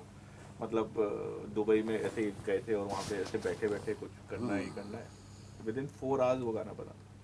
Okay, so Imtiaz and Kabir, आपकी जो लेटेस्ट दोनों फिल्में हैं, they are biopics in a way, they are biopics. क्या प्रोसेस होता है एक बायोपिक बनाने के पॉइंट ऑफ व्यू से, कि व्हेन यू ऑथेंटिकेशन के लेवल पे that you are doing justice to the character and as close as possible? So I had decided that मैंने हमेशा फिक्शन फिल्म्स लिखी हैं जी। इसके पहले ये बनाई हैं। ये पहली बार था जब किसी इंसान की ज़िंदगी पे था, वो इंसान ख़त्म हो चुका था, he was not alive, they were not alive, Amarjot and चमकीला। मगर मैंने सोचा कि जस्ट फॉर द मज़ा ऑफ द प्रोसेस ना, अपने आप को थोड़ा अलग सिचुएशन में डालने के लिए मैं झूठ बोलूँगा ही नहीं, मैं इसमें इमेजिन नहीं करूँगा, फिक्शनलाइज नहीं करूँगा, कोशिश करूँगा, एंड लोगों से मिल करके वो कहानी जोड़ूंगा और देखूंगा कि कैसे क्या हुआ होगा। Right. So I try to not lie at all. बहुत सारी चीज़ें थी which were not making sense, and I was thinking कि क्यों ऐसे किया होगा उसने, अब तो वो है नहीं, मैं उनसे नहीं पूछ सकता हूँ। तो फिर उसकी वजह किसी और से मिलके, कभी कभी उन्हीं लोगों से कई बार मिलके वही सवाल पूछ करके, क्योंकि 35 साल पहले क्या हुआ था, 40 साल पहले क्या हुआ था, कोई याद नहीं जी। था। So for me it was a bit of an investigative process also, that what might have happened. अच्छा, बहुत सारे ऐसे भी लोग थे जिनको आप पैसे दे दीजिए, वो कुछ भी बोल देंगे, जो भी आप चाहें वो बोल देंगे।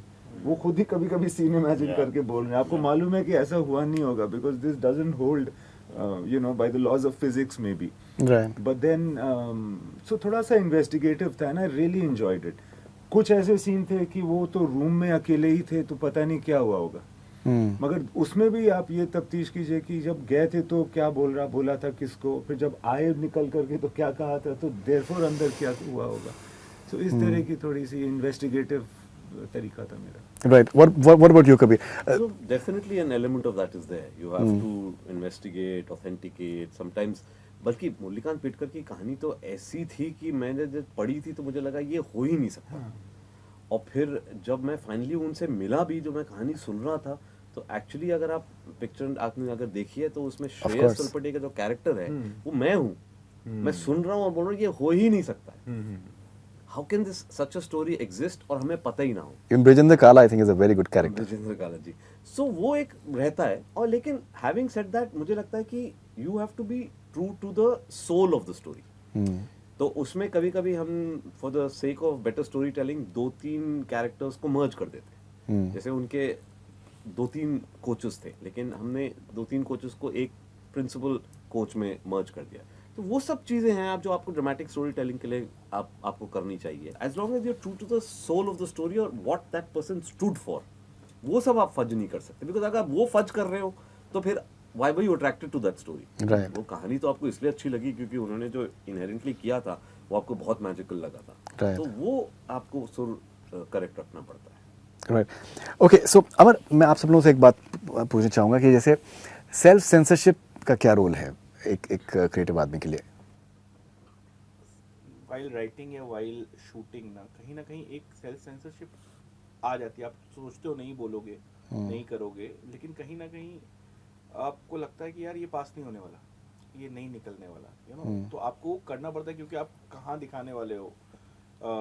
इवन आजकल तो एक्टर्स भी नहीं बोलते हैं। आप अगर उनको कुछ लिख के दिया है कि शराब पीना कोई बुरी बात नहीं है, पियो पियो, ऐसे भी अगर डायलॉग है तो बोलेंगे यार मैं शराब का प्रचार नहीं करना चाहता, यू नो। तो वो सेल्फ सेंसरशिप एक अलग तरीके से आ गई है। बट कभी कभी मुझे लगता है कि किस जॉनर की फिल्म बना रहे, जैसे सर अब रियल कैरेक्टर तो बना रहे हैं तो वहाँ पे आपको जो हुआ है वो बोलना है। हम एज अगर फिक्शनल कैरेक्टर दे रहे हैं और आपको गाली देने की ज़रूरत नहीं है या आपको कुछ ऐसा सीन दिखाने की ज़रूरत नहीं है, बट क्योंकि आपको ऐसा है कि नहीं मुझे भी दिखाना है, मुझे भी करना है, तो ज़बरदस्ती भी दिखाते हैं आप। बहुत बार होता है कि आप ज़बरदस्ती भी दिखाते हैं एज अ डायरेक्टर दिखाने के लिए। बट मुझे लगता है जहाँ पे ज़रूरत नहीं है वहाँ पे अपने आप को एक सेल्फ सेंसरशिप करनी पड़ भी रही है। अब जैसे मुझे मेरे एक भेड़िया में अभी बोल सकता हूँ, एक डायलॉग था कि वो वरुण भेड़िया बन के रात में गाय खा गया। तू गाय खा गया, साले ये खा लेता वो खा लेता, तू गाय खा गया। अब सडनली हमने शूट तो कर लिया, बट बिफोर वो जाने से पहले हमको लगा कि वी शुड नॉट से गाय, तो हमने उसको गाय को मिथुन कर दिया, मतलब दूसरा एक वहाँ का जो लोकल होता है। तो ये सेल्फ सेंसरशिप कहीं ना कहीं एज अ फिल्म मेकर आपको लगता है यार मुझे और बोलना चाहता हूँ, करना चाहता हूँ, बट आप रोक देते हो अपने आप को, वो होता है। राइट, अनिल भाई, व्हाट अबाउट यू? यार मेरा ऐसा रहा है ना कि मैंने हमेशा मतलब जो फिल्में लिखी हुई हैं, जो बनाई हुई है, मैं अपना वो अंदर ही रहता है दिमाग में कि हाँ ये करना है, ये नहीं करना है। और मैं थोड़ा सा फैमिली वाली फिल्में भी बनाता हूँ। मेरी दो तीन मतलब बड़ी बेटियाँ हैं, तो मैं चाहता हूँ कि यार मैं ऐसी फिल्म बनाऊँ जो सबके साथ मैं देख सकूँ। लेकिन जिस तरह अमर ने कहा वो बात ठीक है कि आपको एक इतना देखो, अभी आजकल क्या है, थोड़ा सा यह है कि बड़ी छोटी छोटी बात पे लोग नाराज हो सकते हैं, तो वो तो आपको ध्यान रखना पड़ता है। लेकिन अगर आपको एज ए क्रिएटिव पर्सन ये लगता है कि नहीं दिस इज इम्पोर्टेंट और ये कहना है, तो वो कुछ लोगों का नाराज होना मतलब वो ठीक है, लेकिन यार you can't compromise with your creativity. तो वो भी बहुत बैलेंस करके ही सब करना पड़ता है। वो जैसे बॉडी शेमिंग अगर कर रहे हैं सर, बॉडी शेमिंग में हंसी आती है, आज भी लोग जमाने भर से लोग कर रहे हैं, जमाने भर से लोग कर ही रहे थे ना, कितनी कॉमेडी होती थी। अब हाँ बट अब एज हम लोग भी जिस तरीके से जा रहे हैं, हम लोग बॉडी शेमिंग भी थोड़ा बच बाला में, मतलब जिस तरीके से उसका कैरेक्टर उसको डार्क किया था हमने, क्योंकि हमको जो डार्क कैरेक्टर चाहिए थे वो पहले हमको बोले थे हम डार्क नहीं होना चाहते, हमको जैसे हमको मतलब ऐसा अगर हम काले हैं तो हम जानबूझ के काले प्ले नहीं करेंगे।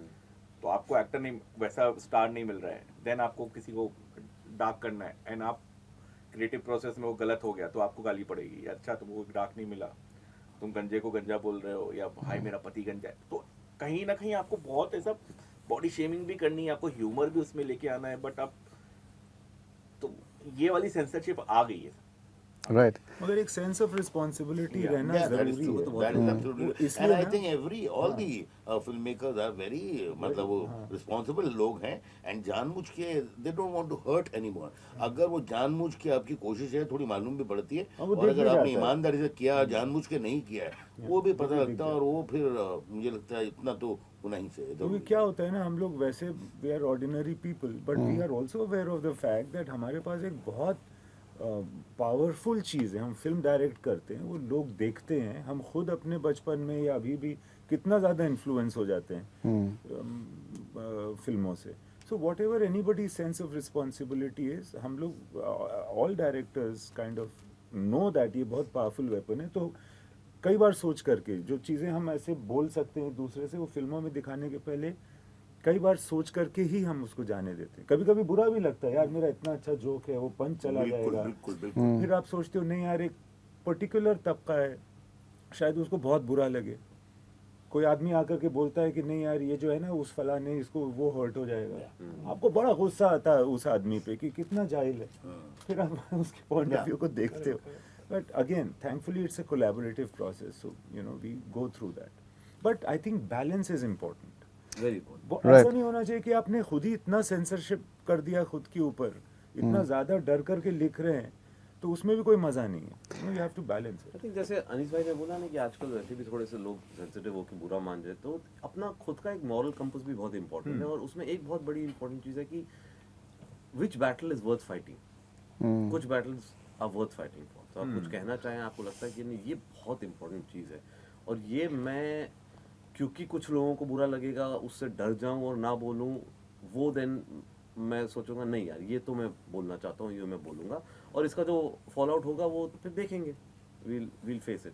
लेकिन कुछ चीज़ें होती हैं जो छोटी होती हैं, अननेसेसरी होती हैं, जैसे किसी को बुरा लगने वाला है, किसी का अननेसेसरी है, किसी सिर्फ मजाक के लिए आप कुछ पॉलिटिकली इनकरेक्ट चीज़ बोल रहे हैं जो किसी को बुरी लग सकती, वो छोटी चीज़ें वो आपको छोड़ो यार ठीक है मत करो, लेट्स नॉट डू इट। लेकिन कुछ जो अहम चीज़ें होती हैं, फिल्म की जो पॉलिटिक्स होती है, कैरेक्टर का जो पॉलिटिक्स होता है, वो जैसे चंदू चैंपियन में एक वो जाते हैं और फिल्म बिगिंस की वो प्रेसिडेंट ऑफ इंडिया पे केस करना चाहते हैं। तो एक आया था यार क्यों यार ये क्यों कर रहे हैं ऐसे यार, ये लेकिन ये बहुत इंपॉर्टेंट चीज़ है बिकॉज इसके थ्रू उस आदमी का एंग्स दिखाई दे रहा है कि वो इतना फ्रस्ट्रेट और इतना गुस्सा हो गया था कि उसने कहा यार मैं तो राष्ट्रपति पे केस करूंगा क्योंकि मेरे को जो मिलना था वो नहीं मिला। Right. वो आप हटा देंगे तो उसकी इंटेंसिटी चले जाती। तो that's a battle I fought, और जब देखा लोगों ने तो नहीं लगा बुरा किसी को। Right.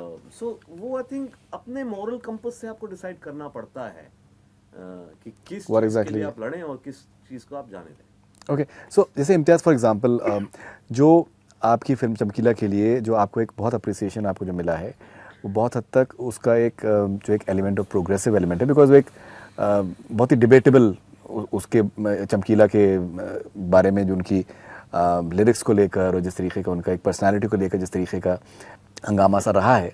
तो जब फॉर एग्जांपल जब वो सिगरेट जला रहे हैं एक सर्टन जगह पे, एक तरीके का प्रोटेस्ट है, एक तरीके का रिबेलियन है फॉर एग्जांपल, या फिर जिस तरीके से आपने 84 का आपने जिस तरीके का आपने पोर्ट्रे आपने किया है, उसमें एक बहुत ही एक सच्चाई है, एक लेवल ऑफ एंग्स्ट के जैसे जिक्र किया, वो है, वो उस चीज़ को काफ़ी अप्रिशिएट किया गया that you did not just बहुत एक आसान तरीका ये हो सकता था कि यार किसी को बुरा ना लगे तो हम एक सेफर वे आउट लें, तो आपने वो सेफर वे आउट नहीं लिया आपने। तो वो एक that is something that has been appreciated quite a lot. So how important is it for you to be in a way courageous maybe? Yeah, courageous was important मुझे लगता है कि क्योंकि जहाँ तक मैंने देखा था वो सिगरेट ज़रूरी था, बट आपने नोटिस किया होगा कि वो लाइव एक्शन में नहीं है, सिर्फ बीड़ी नहीं पीता है लाइव एक्शन में, वो स्केच फिर हम ले आते हैं जी जी तो वो जी कॉमिक बुक की तरह से पीता है। तो कहानी वो बात एक्सप्रेस होनी ज़रूरी थी, वो बात पता चलनी ज़रूरी थी कि चमकीले ने वहाँ आकर के बीड़ी जलाई थी, मगर वो हमने लाइव एक्शन में नहीं दिखाया, तो उसकी जो चोट है ना, उसका जो एक हानिकारक रिएक्शन हो सकता था वो थोड़ा हमने बचा ली। क्योंकि क्या होता है कि हम ये भी अवेयर हैं कि बहुत सारे ऐसे लोग हैं जो ब्लाइंडली सिगरेट पीना शायद इसलिए बुरा ना समझें क्योंकि उन्होंने देखा कि यार कोई एक बड़ा आदमी है जिसको मैं लाइक करता हूँ वो पी रहा है तो मैं क्यों नहीं पी सकता। आउट ऑफ कॉन्टेक्स्ट अगर वो कहीं पर शॉर्ट वहाँ से फिल्म से लेकर के किसी और वीडियो में आ गया और वो चल गया, so there are all kinds of things that one has to, and smoking is one thing I try to avoid also personally. तो मगर वो ना हो वो भी नहीं था, बट कभी कभी तरीका भी ढूंढना पड़ता है कि किस तरह से आप उसको एक्सप्रेस करें ताकि वो बोलते हैं ना कि क्या छड़ी भी ना टूटे, सांप भी मर जाए। अमेजिंग। ओके, एक और सब्जेक्ट ऑफ डिस्कशन जो काफ़ी इंटेंस है विद इन द इंडस्ट्री के, ये अगर आपकी थिएट्रिकल रिलीज फॉर एग्जांपल आपकी है, so that is being dictated by the OTT platforms कि आप कब आप रिलीज़ करें, ताकि फिर हमें अब रिलीज़ करना है, ऐसे रिलीज़ करना है। और उसकी वजह से ये भी लोगों का मानना है कि दैट मे बी सर्टन जो फिल्म्स हैं, they have not been able to do well because they have may B in a way clashed, like for example like say Khel Khel Mein clashed with Stree 2, very good film and did very well on OTT whatsoever. So इसको आप कैसे देखते हैं that एक creative आदमी के लिए when the release date is being dictated may be in a way? Sir मुझे लगता है क्लैश तो होना नहीं चाहिए। पहली बात एक है कि क्लैश होना इज समथिंग व्हिच इज, मुझे लगता है कि इतनी डेट्स होती हैं, सब लोग अपनी अपनी डेट ले लो, क्लैश करने की ज़रूरत नहीं है। बट फिर ये आता है कि नहीं ये डेट बहुत अच्छी है, हमको इस डेट पे आना है, तो सब लोग एक दूसरे में, जब कभी कभी क्या होता है कि हम किसको लगता है उसकी फिल्म से अच्छी मेरी है, उसको लगता है मेरी ज़्यादा अच्छी है, इसको लगता है मेरी अच्छी है। और ये भी होता है कि आपकी अगर फिल्म चल रही है तो लोगों के पास उतना है भी नहीं कि आप 2 फिल्म एक बार देखें, तो उसमें कोई पिक्चर रह जाती है। तो मुझे लगता है क्लैश ना ही हो तो बेटर है।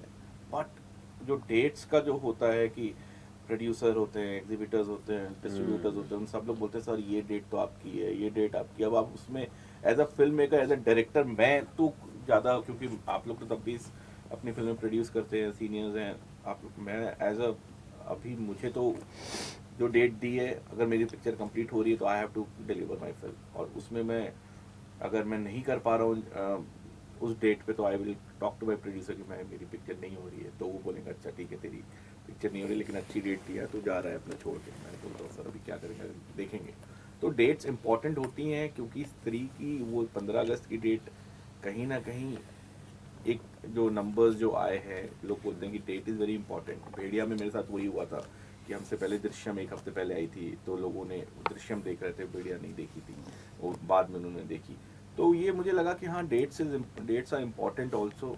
सो हर, जैसे हम, मेरा काम है पिक्चर बनाना, अब मार्केट क्या करेंगे आप सिर्फ आप बता सकते हो उनको कि मुझे लगता है कि आप, मैंने जो फिल्म बनाई है ये ऑडियंस, यंग ऑडियंस के लिए फिल्म है, ये बच्चों को बहुत मजा आएगा, आप उनको अट्रैक्ट करिए। अब प्रोड्यूसर का काम है कि आप उनको उसको कैसे आप डिस्ट्रीब्यूट कर रहे हैं, किस तरीके से मार्केट कर रहे हैं, आपसे बोल सकते हैं। समटाइम अवॉइड नहीं कर, मतलब हो नहीं पाता ना, because you faced a very intense, but sometime ये होता है कि आप चाहते हैं, हमने कुछ साल 1.5 साल पहले अनाउंस की थी, इसलिए कि भूषण जी और बाकी सारे जो लोग हैं उनको ये लग रहा था कि इसी वक्त आना है, और मैंने बोला हाँ ठीक है, काफ़ी टाइम भी था कि चलो कर लेंगे।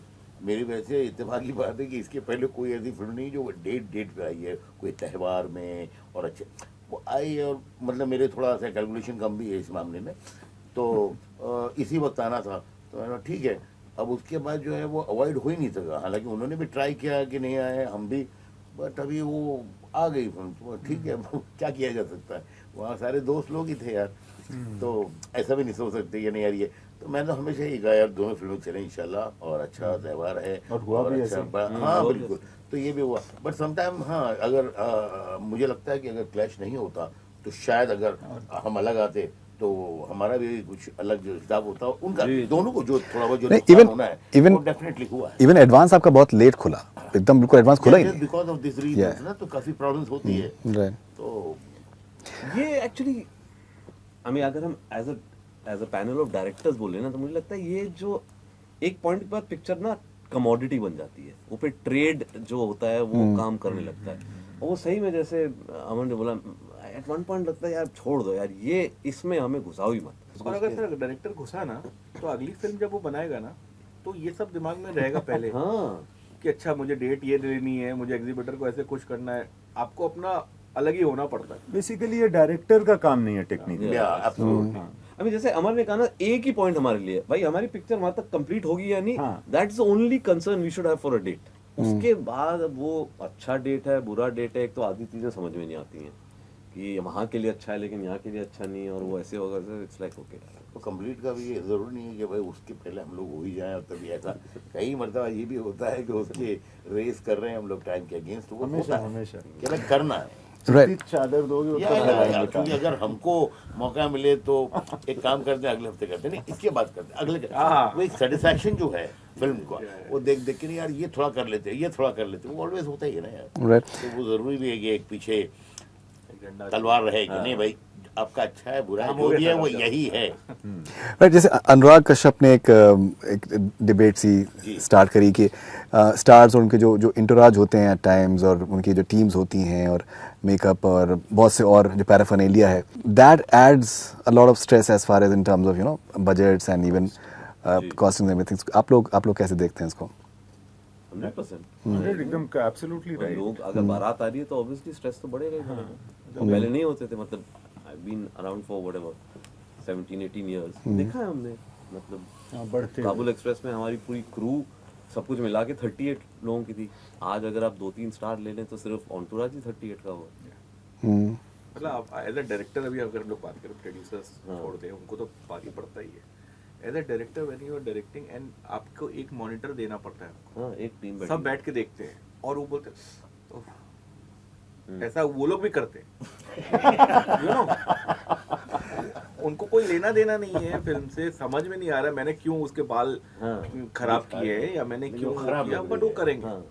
और वो आप बोलते भी हैं कि नहीं, आपने बोल दिया ये टेक अच्छा है, नहीं इसमें ना ये बाल, तो आपको मैं इस सीन में अगर लोग इनके बाल देख रहे हैं ना तो पिक्चर वैसे ही डूब गई। इस सीन में तो कुछ और दिखना चाहिए आपको। और आप सेट पे जा रहे हो, माहौल बना है, सडनली आपके पीछे से खड़े हैं और आपको सर सब गलत आपको भी देंगे, जो उनका जो होगा ना वो सिर्फ अपने एक्टर की सोचते हैं। The managers of the media Managers agencies, हो media गए agencies या and all that. उनका department होलिस्टिक होगा, पिक्चर कोई नहीं सोचता। Yeah. अपने clients That's what they're supposed, yeah. उनकी And नौकरी है। there have been examples like when certain actors interview हो रहा है and someone comes in बाल touch up करने के एक बार आए दो बार, which and then it becomes a habit and you realize that they have been told to do that. Which is kind of strange as well. unnecessary है। This is not a very, it's not मुझे been एक a और very बात हुई, मतलब वो sorry याद आई वो जो म्यूजिक के ऊपर कि यार जो हम लोग जो है ना पहले फिल्में जो बनाते थे तो गाने हमेशा से यार हम लोगों की ज़िंदगी का बहुत अहम हिस्सा, बहुत इंपॉर्टेंट हिस्सा रहा है। इसलिए कि मुझे ऐसा लगता है कि हम लोगों के ब्लड में जो है वो गाने तो होते ही है। मतलब सुबह अगर स्टार्ट ही होती है तो गुरबानी भी वो एक तरह से एक पूरा संगीत है, चाहे आरती ले लो, अजान ले लो यार, एंड वो छोटी छोटी जो चीज़ें फंक्शंस होते हैं उसमें भी गाने होते हैं। तो गाने तो बहुत इंपॉर्टेंट है। प्रॉब्लम वहाँ आ रही है कि वो गाने सारे जो है वो पूरे के पूरे जो हम रिलीज कर रहे हैं OTT पे, उस पे कहीं पे अपने यूट्यूब पे, that is a major problem I think. Why is that? नहीं, वो गाने कितने आप 10 बार गाना देख चुके हैं, अब जब फिल्म में गाना आता है तो उनको मालूम है पूरा बार, अच्छा ठीक है। मुझे लगता है गाने यार इतने इम्पोर्टेंट है फिल्म के लिए। सिर्फ like brief promo आना चाहिए। बस थोड़ा जैसे पहले हम लोग करते भी थे बहुत मामूली तक, जैसे अभी ये गाना जो है हमारा अपना अमित जी तुम्हारी जो हमने किया अभी, ये बिल्कुल, क्योंकि देखो म्यूजिक कंपनी भी है एंड भूषण जी की समझ में आया, मैं बोला सर ये गाना पूरा हमें डालना ही नहीं। तो हमने कभी भी वो गाना जो 4-4.5 मिनट का है वो 1.5 मिनट ही डाला, और हमेशा ये बात कही भी, तो बहुत फर्क पड़ता है। तो मुझे लगता है गाने इतने इम्पोर्टेंट है। जैसे मैं एक फिल्म बना रहा था नो एंट्री, तो मैं समीर एंड अनु जी हम लोग यहाँ से निकले लोनावला कि 6-8 दिन रुकेंगे। रास्ते में जाते जाते हमने 3 गाने बनाए, अनु जी बैठे हुए थे मेरे साथ। नेक्स्ट डे वहाँ बैठे 3 पिक्चर गाने बनाए, वापस आ गए। Some time it takes lot of time. Right. यार Okay. तो अपने वो क्या नाम फिल्म क्या, सिंग स्कीम में गाना था तेरी और तेरी और, क्या बात है? तो किसी को पसंद नहीं आ रहा था। अच्छा, क्या पिक्चराइजेशन था? वो बोल रहे हैं यार यहाँ से अभी पब्लिक उठेगी, और उसके बाद हालात भी वो बना दिए कि मुझे एक ही दिन मिला वो गाना रिचार्ज करने में। लेकिन यार मुझे हमेशा से वो गाना बहुत अच्छा लगता है। तो गाने जो है मुझे लगता है बहुत बहुत ज़रूरी है। और अगर एक अच्छी फिल्म आप बना रहे हैं तो उसकी सच समटाइम वो आपकी कहानी अगर थोड़े रोकते भी हैं, तो मैं कहता हूँ नहीं एक आधा गाना आना चाहिए जो कहानी रोके। इसलिए बहुत ज़्यादा कहानी जो है ना वो ठीक है अच्छी चल रही है, बट यार इंजॉयमेंट भी चाहिए। जैसे इनके पीछे के दोनों गाने मैंने इतना इंजॉय किया। Right. और songs live longer than films also. Absolutely. याद है Many films that they are known because of the songs. Promotion शुरू करते हैं वो किससे करते हैं? गानों से करते हैं। वो गाने ही होते हैं ना यार। ओके, फाइनली हम लोग बातें करना बहुत देर तक और कर सकते हैं। एक आखिरी सवाल मैं आप लोगों से और पूछना चाहता हूँ। इनफैक्ट तापसी आज सुबह आई थी और उनसे डिस्कशन हो रहा था कि दैट ये एक बड़ा एक नया से कुछ फिनोमेनन ये एक है कि पेड रिव्यूज़ का, और कि आपने अगर आपने पैसे नहीं दिए विद GST, सो ये तापसी बताया कि विद GST पैसे देना। तो अगर आपने नहीं दिए तो फिर आपके नेगेटिव करेंगे फिल्म का promotion. I think you have faced something very drastic during 83. We talked about that as well. ये इसको कैसे देखते हैं आप लोग? I think this is all the creation of social media. Yeah. That has created a monster that has to be constantly fed. तो जब Kabul express बनाई थी तो मुझे याद है 4 रिव्यूज देखते थे हम लोग. Sure. 2 या 3 और एक चौथा देख लिया. आज आप गिनती नहीं है मतलब पता नहीं कितने 100 200 300 यूट्यूब पे जाओ तो हर कोई है. हाँ, तो उसमें कौन जेन्युइन है कौन नहीं है, तो कॉन्वर्सेशन तो रहा नहीं. Everybody just passing comments, everybody just giving their points of view. और ये जो आई थिंक 200-300 रिव्यूज हैं, ये भी इसलिए हैं क्योंकि आपको सोशल मीडिया फीड करना है. सबके इंस्टाग्राम अकाउंट्स हैं, उनको फीड करना है. तो एवरीबडी, अब वो एक एंडलेस डिबेट है कि who is qualified to give a review. You can say नहीं यार, आप ऑडियंस हो, anybody can give their point of view, but then the other person will say कि हाँ, लेकिन एक point of view और criticism एक चीज होती है, और एक knowing how to critique a film एक art होता है, या एक आपको समझना पड़ता है कि आप कैसे एक फिल्म को रीड करें. अब ये endless debate है. But the fact of the matter is that yes, we have reached a place where I think there are just too many reviews and too many trade experts Passing the judgment. जैसे बदलाव होता है यार, उसको आपको अपनाना भी पड़ता है. Yeah. आप You can't fight it. ये है कि वो अब तरक्की नाम ले लीजिए उसका आप रोक नहीं सकते, वो चलता रहता है. लेकिन जो रिव्यूज है अभी, वो कितने लोग दे रहे हैं, क्या दे रहे हैं, मुझे लगता है लास्ट में वो इनिशियली शायद लोग थोड़ा सोचते होंगे, लेकिन एंड में फिल्म काम करती वो तो है. एंड मैंने बहुत ऐसे रिव्यूज देखे हैं, मतलब मैं तो खैर कॉमेडी फिल्में भी काफ़ी लिखता हूँ. मुझे उनके रिव्यूज के ऊपर जितनी हंसी आती है, मुझे कसम से ऐसा लगता है कि मेरी जो कॉमेडी कैरेक्टर बहुत कमज़ोर है क्या आगे, क्योंकि वो ऐसा लगता है कोई और फिल्म का रिव्यू कर रहे हैं शायद. जी. तो कोई अजीब ही होता. जैसे आज मैं आपको मिसाल के तौर पे बताऊँ, वेलकम लोग ये मानते हैं कि एक अच्छी खूबसूरत फिल्म थी, उसके कई डायलॉग याद है, लोग आज तक मीम्स बनाते हैं. उसके जो रिव्यूज आए थे वो इस तरह के आए थे कि मतलब आपका एज ए डायरेक्टर दिल बैठ जाए कि भाई वो डायरेक्टर जो है वो ऑडियंस के सर पे खड़ा हुआ है और एक स्क्रू ड्राइवर के हाथ में है, और जैसे जैसे फिल्म चलती है वो एक स्क्रू दिमाग में, मतलब इस तरह के. अच्छा, इतना वेरी वो पूछिए मत. तो मैंने कभी भी, मतलब ऐसा नहीं कि मैं रिव्यू देखता नहीं हूँ, पढ़ता नहीं हूँ. मुझे कहीं कोई बात ठीक लगती है उसको मैं अपनाने की भी कोशिश करता हूँ, अदरवाइज मुझे लगता है सब बेकार है. मुझे उतनी फिक्र भी नहीं होती, मुझे लगता है कि यार ये चलो हंस रहे हैं, मैं भी हंसता हूँ, ऐसी बात है. मैं रिव्यूज नहीं पढ़ता हूँ. मैं अपनी फिल्म की भी नहीं पढ़ता हूँ, दूसरों की फिल्म की भी नहीं पढ़ता हूँ. जो देखना होता है पता नहीं वो सेंस आ ही जाता है.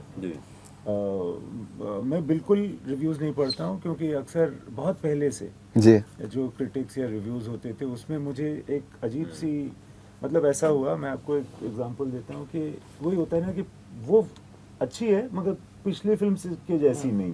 ये वाली जो बात होती है हमेशा होती है.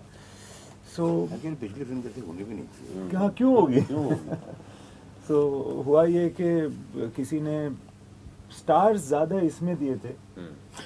अभी जिसमें ज्यादा स्टार होते हैं पब्लिक को शक होता है. पब्लिक को शक होता है, होना भी चाहिए. अगर बहुत ज्यादा motivation भी स्टार होता है. दिए ना तो ऐसा लगता है कि नहीं यार फिल्म ठीक नहीं होगी. नहीं, अभी तो पूरा चार्ट आ जाता है ना, वो 4 स्टार्स का जो चार्ट आ जाता है ना, वो तो एक क्या सुना कि वो स्टार के साथ जो नाम लिखना होता है ना, चैनल का नाम नहीं, उनका नाम लिखना होता है. तो वो बोलते हैं कि ज्यादा दो तो वो लोग नाम लिखेंगे. ऐसा भी होता है. फोन आते हैं और मेरे को याद है एक तो फोन आया कि सर मैंने तो 5 दिए थे, नाम क्यों नहीं आया. अच्छा, उस तरीके से. ओके. नहीं आप अपने मार्केटिंग टीम को बोलिए. फिर दूसरे दिन फोन आया, सर अभी भी मैं नाम नहीं आया. तो ऐसे 5 दे रहे हैं ताकि नाम आ जाए. लेकिन खैर जो बदलाव आया उसके साथ हमको बहना है, उसके साथ वो करना है. एवरीथिंग इज मतलब फेयर है. You can't fight that. You can't fight. मतलब मैं तो सब पढ़ता हूँ, जैसे आप बोल रहे हो नहीं पढ़ते, मैं सब पढ़ता हूँ. मैं रात भर मेरी फिल्म पोस्ट में जितना काम होता है उसके बाद अगले 3-4 दिन में सारे पढ़ता हूँ. मैंने कुछ गलती की, क्या किया. बिकॉज 2 ही सूरत है, या तो आप कुछ ना पढ़ो या तो सब पढ़ो. आप 4 पढ़ करके मुतमईन भी नहीं होगे ना, आपको वो भी तकलीफ होगी. उसमें सर क्या होता है ना कि आपको हंसना भी पड़ता है. मैं तो पढ़ना भी चाहिए, देखना भी चाहिए. ओके, एक ब्रीफ सा रैपिड फायर आप लोगों के साथ 4 मिनट करना है, बहुत ही छोटा सा है. And I think that you guys may enjoy it. We will start with Imtiaz. A film of Kabir Khan that should re-release according to you. Kabul Express. And why is that? Because I think at that time, I don't know how many people saw that film, and it's based in Afghanistan and it's talking about something which is so relevant, perhaps even more relevant in the worldscape today. All right, I think that's makes a lot of sense. Okay, so Kabir, what different would you have done if you had directed Stree 2 and Amar Singh Chamkila? यार मैं तो ऐसी film I don't ever see a film like that कि मैं क्या करता. मैं तो जब फिल्म देखता हूँ मैं ऑडियंस हूँ, मैं डायरेक्टर नहीं हूँ. Yeah. मैं जब स्त्री 2 देख रहा हूँ या अगर मैं चमकीला देख रहा हूँ मैं ऑडियंस हूँ, और मैं ये बोल सकता हूँ कि एंड में कि मुझे अच्छी लगी या बुरी लगी. लेकिन कभी भी मैंने किसी और डायरेक्टर की फिल्म ऐसे नजरिए से नहीं देखी कि मैं बनाता तो क्या करता. आज तक कभी नहीं देखी है, तो it's impossible for me to answer that. Okay, Amar, what is that one thing that really appealed to you about Bajrangi Bhaijaan? Actually, the way Salman performed in that film, मेरे लिए ये था कि उसको एक तरीके से देखा था, एक परफॉर्मर होगा, ये करेगा, बट उसके परफॉर्मेंस में रोऊंगा वो मुझे नहीं लगा था. मतलब अभी पता नहीं क्या मेरे साथ होगा, बट ये मुझे लगा था देख के.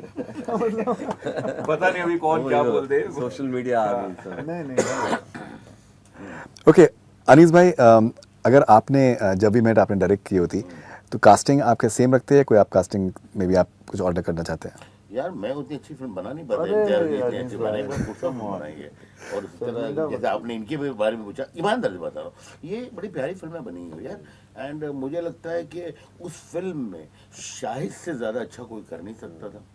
एंड स्पेशली मतलब कितना ब्यूटीफुल काम किया था. Even Pawan, everybody was, Dara Singh ji, Pawan Malhotra, everybody was perfect. असल में जब फिल्म अच्छी बनती है ना तो डायलॉग्स सारे अच्छे होते हैं उसमें. सारे डायलॉग जो है, वो होटल का रिसेप्शनिस्ट जो है वो, Oh my God, her 2 minute का रोल है उसका. that expression, That's the beauty of a good film. कितने का? टैक्सी में जो driver, That is Brajendra ji, that is Brajendra Kala ji, that is Brajendra Kala ji. Kala was so good in that. Right. छोटे छोटे जो characters थे, मुझे लगता है फिल्म वही बहुत अच्छी मतलब मानी जाती है. इसमें बहुत छोटे छोटे कैरेक्टर भी आपको याद रहे. जी. राइट, आप लोगों की ऑल टाइम फेवरेट फिल्म कौन सी है? कोई भी, हॉलीवुड की, हिंदी की? मेरी है मुगल आज़म. मुगल आज़म. मैंने याद नहीं कुछ 400 बार देखी होगी, शायद 500 बार देखी होगी. और मैं जब भी देखता हूँ, अच्छा मैं काफ़ी देखता हूँ, हर महीने 2 महीने में एक बार मेरे देखना बहुत ज़रूरी होता है. Mughal Azam, Mother India and Ganga Jamuna.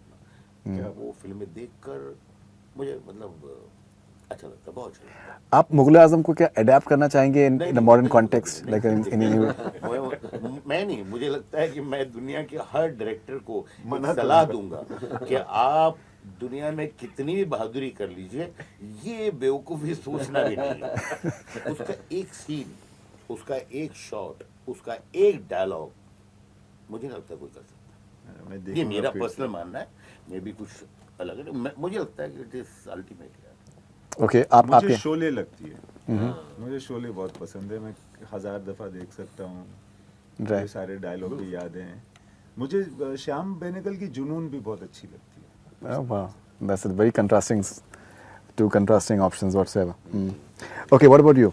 Sholay would probably be. देखिए एक्चुअली होता क्या है ना Farid, it's not always only about, Sholay तो one of the best films we ever had, लेकिन इट्स नॉट ऑलवेज अबाउट कि वो पिक्चर की क्वालिटी क्या थी, उस टाइम पे उस पिक्चर का आप पे क्या असर हुआ था, आप कितने बड़े थे, आपको याद रहता है. तो वो एक असर हुआ था उस फिल्म का, वो I will never forget because I was very young. और वो मुझे याद है हमने बड़े स्क्रीन पे देखी थी प्लाजा पे. Right. उसका असर आज तक नहीं गया है. और उसके बाद तो खैर पता नहीं कितनी बारी देख चुके हैं हम वो फिल्म, उसको ब्रेक डाउन कर रहे हैं. एक वो फिल्म थी और एक और फिल्म मेरे लिए थी जिसका बहुत मुझ पे असर हुआ था, वो है गांधी, एटनबरो की गांधी. बहुत बड़ा असर हुआ था मुझ पे, क्योंकि वो मेरे लिए ना पहली बार, एक तो उसके साथ मेरा एक बहुत इंटरेस्टिंग हादसा है कि मैं एक्चुअली सेंट्रल दिल्ली में रहता था, वहीं आसपास. और जब उनका जो ओपनिंग सीन है गांधी का, वो फ्यूनरल का सीन, वो शूट हो रहा था. तो मैं बहुत छोटा था, स्कूल में था, मैं देख रहा था क्यों इतने सारे लोग जा रहे हैं. तो मैं भी साइकिल लेके जाने लगा इंडिया गेट की तरफ. तो मुझे एक पॉइंट पर रोक दिया किसी ने, बोला कि आप नहीं जा सकते क्योंकि आपके कपड़े ठीक नहीं है. तो मैंने बोला क्या मतलब, तो इज़ आप सफ़ेद कपड़े पहन के आइए. तो मैं वापस गया, सफ़ेद कपड़े पहन के अंदर घुसा. लेटर आई रियलाइज कि ये गांधी का ओपनिंग सीन का जो 2 लाख लोग जो राजपथ पे चल रहे हैं, उसका VFX था नहीं. तो उसकी वजह से ना मेरे को उस फिल्म का एक बहुत वो इंट्रीग हुआ. तो फिर जब वो आई तो फिर हम देखने गए, फिर my mother bot me the LP of the background music, तो मुझे पहली बार जिंदगी में समझ में आया कि बैकग्राउंड म्यूजिक क्या होता है। तो वो फिल्म में मैं ऐसे घुस गया था। आज भी मैं कहता हूँ कभी कभी कॉन्शियसली एंड सबकॉन्शियसली कि मेरी हर फिल्म में एक शॉट जो है वो गांधी से कॉपी करता हूँ। Oh wow, It's something which that film had a very big. that's amazing. That's amazing. Okay, what about you? मेरी फिल्में मतलब मैं अरुणाचल में पला बड़ा हूँ, तो वहाँ पे वर्ल्ड सिनेमा मैंने कभी देखा नहीं था, तो मेरी हर एरा की एक फिल्म है, मैं एक बोल नहीं पाऊंगा। जितनी चाहे जैसे बताएं। मेरी राम लखन एक मुझे बहुत पसंद आती है फिल्म, मतलब पता नहीं उसमें क्या था उस समय, बहुत अच्छी फिल्म। उस जिस तरीके से वो फिल्म थी, जो स्केल था, जो कैरेक्टर्स थे, एक एक कैरेक्टर मुझे याद है, एक एक वो याद है। दूसरी है रंगीला।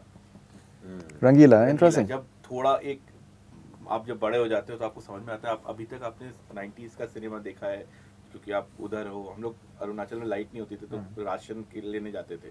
तो राशन जब लेने जाते थे तो मेरा काम होता था वीडियो पार्लर में जाके कौन कौन सी फिल्म आई है, और कुछ पता नहीं होता था हीरो भी कौन है, सिर्फ नाम सुनते थे। जो भी नाम एक्साइट करता था वो कैसेट लेते थे, राशन लेके अरुणाचल असम जाते थे, अरुणाचल आते थे, वहाँ VCP में लगाते थे, और एक पिक्चर 3 दिन में देखते थे। तो आपका वो, क्योंकि लाइट नहीं होती थी, तो आप लगाया है, कुछ हुआ, लाइट चली गई। अब स्कूल में सब बच्चों को बता रहे हैं भाई ये फिल्म थी, अब उनको तो पूरी कहानी बतानी है, तो आप अपनी कहानी कर रहे हो, ये कर रहे हो। तो मेरे लिए हर एरा की अपनी एक कहानी। तो रंगीला क्या हुई थी, जब रंगीला जब आई तो मुझे लगा कि जिस तरीके से मैं आखिरी में फाइट होनी इज इम्पॉर्टेंट, बट रंगीला में सब कुछ अलग था। The way the scenes were there, the humour, comedy and performance का तरीका, बात करने का तरीका एकदम नॉर्मल बोलचाल, येट कमर्शियल फिल्म, येट गाने हैं। आप एक शहर को देख रहे हो, जैसे बॉम्बे पहली बार मैंने रंगीला से देखा था, तो मेरे लिए वो राम लखन और ये रंगीला ही है जो फिल्म जिनको मैं। ओके, आखिर में आप लोगों के favourite actor and actress all time? Dilip Kumar and Madhubala. Okay, what about you? For me, जैसे मैंने वही बोला, सबसे ज्यादा असर मेरी जिंदगी पे अमिताभ बच्चन का हुआ है। तो मेरे लिए तो हमेशा बच्चन साहब ही रहेंगे। An actress? Actress I think Hema Malini would be the person. Interesting. वही मैं उसी दौर का सबसे ज्यादा असर हुआ है मुझे तो। ग्रेट। हाँ। अनिल भाई, व्हाट अबाउट यू? दिलीप साहब, बिकॉज मुझे ये लगता है कि यार दिलीप साहब एक ऐसी शख्सियत थे, ऐसे एक्टर थे कि उनकी जिन्होंने थोड़ी सी ख़राब कॉपी की वो कई हैं जो स्टार बने हैं, और जिन्होंने अच्छी कॉपी की वो सुपरस्टार बने हैं। तो वो कुछ मतलब उनकी जो एंड हीरोइंस में Meena Kumari ji. Okay, alright, what about you? मैंने दिलीप सर को बहुत लेट डिस्कवर किया था। पहले तो मेरे लिए अगर वैसे आप पूछोगे तो अमिताभ बच्चन जो थे एक, वो देख के मैं बड़ा हुआ, तो मुझे उनको बहुत, पर लेटर जब मैंने उनकी सारी फिल्में देखना शुरू किया यूट्यूब पे, जब समझ में आई कि हाँ क्या परफॉर्मेंस होती है, तो आज भी आपको उनकी परफॉर्मेंस नहीं लगती है। बच्चन साहब की? दिलीप कुमार? दिलीप साहब की। मतलब अभी भी आपको लगता है ये खेल रहे हैं, ये क्या खेला है इन्होंने। तो नाउ यू कैन अंडरस्टैंड। पहले आप जब 90s के एरा में आप नहीं देखा आपने उनको, आपने सौदागर देखी होगी या ये देखी होगी, पहले की चीजें नहीं देखी आपने। तो मुझे लगता है वो वन ऑफ हमारे यहाँ के सबसे ऐसे परफॉर्मर हैं। दूसरा एक्ट्रेस में अगर आप पूछो तो मेरे लिए श्रीदेवी है। That's wonderful. That's wonderful. All right, so thank you very much. It was, I think, absolutely wonderful talking to you guys. Maybe we can talk for another 2 hours. There's so many Thank things. you for getting us together. Yeah, it was absolutely wonderful listening to you guys, and thank you for sharing amazing perspectives. Thank you so much.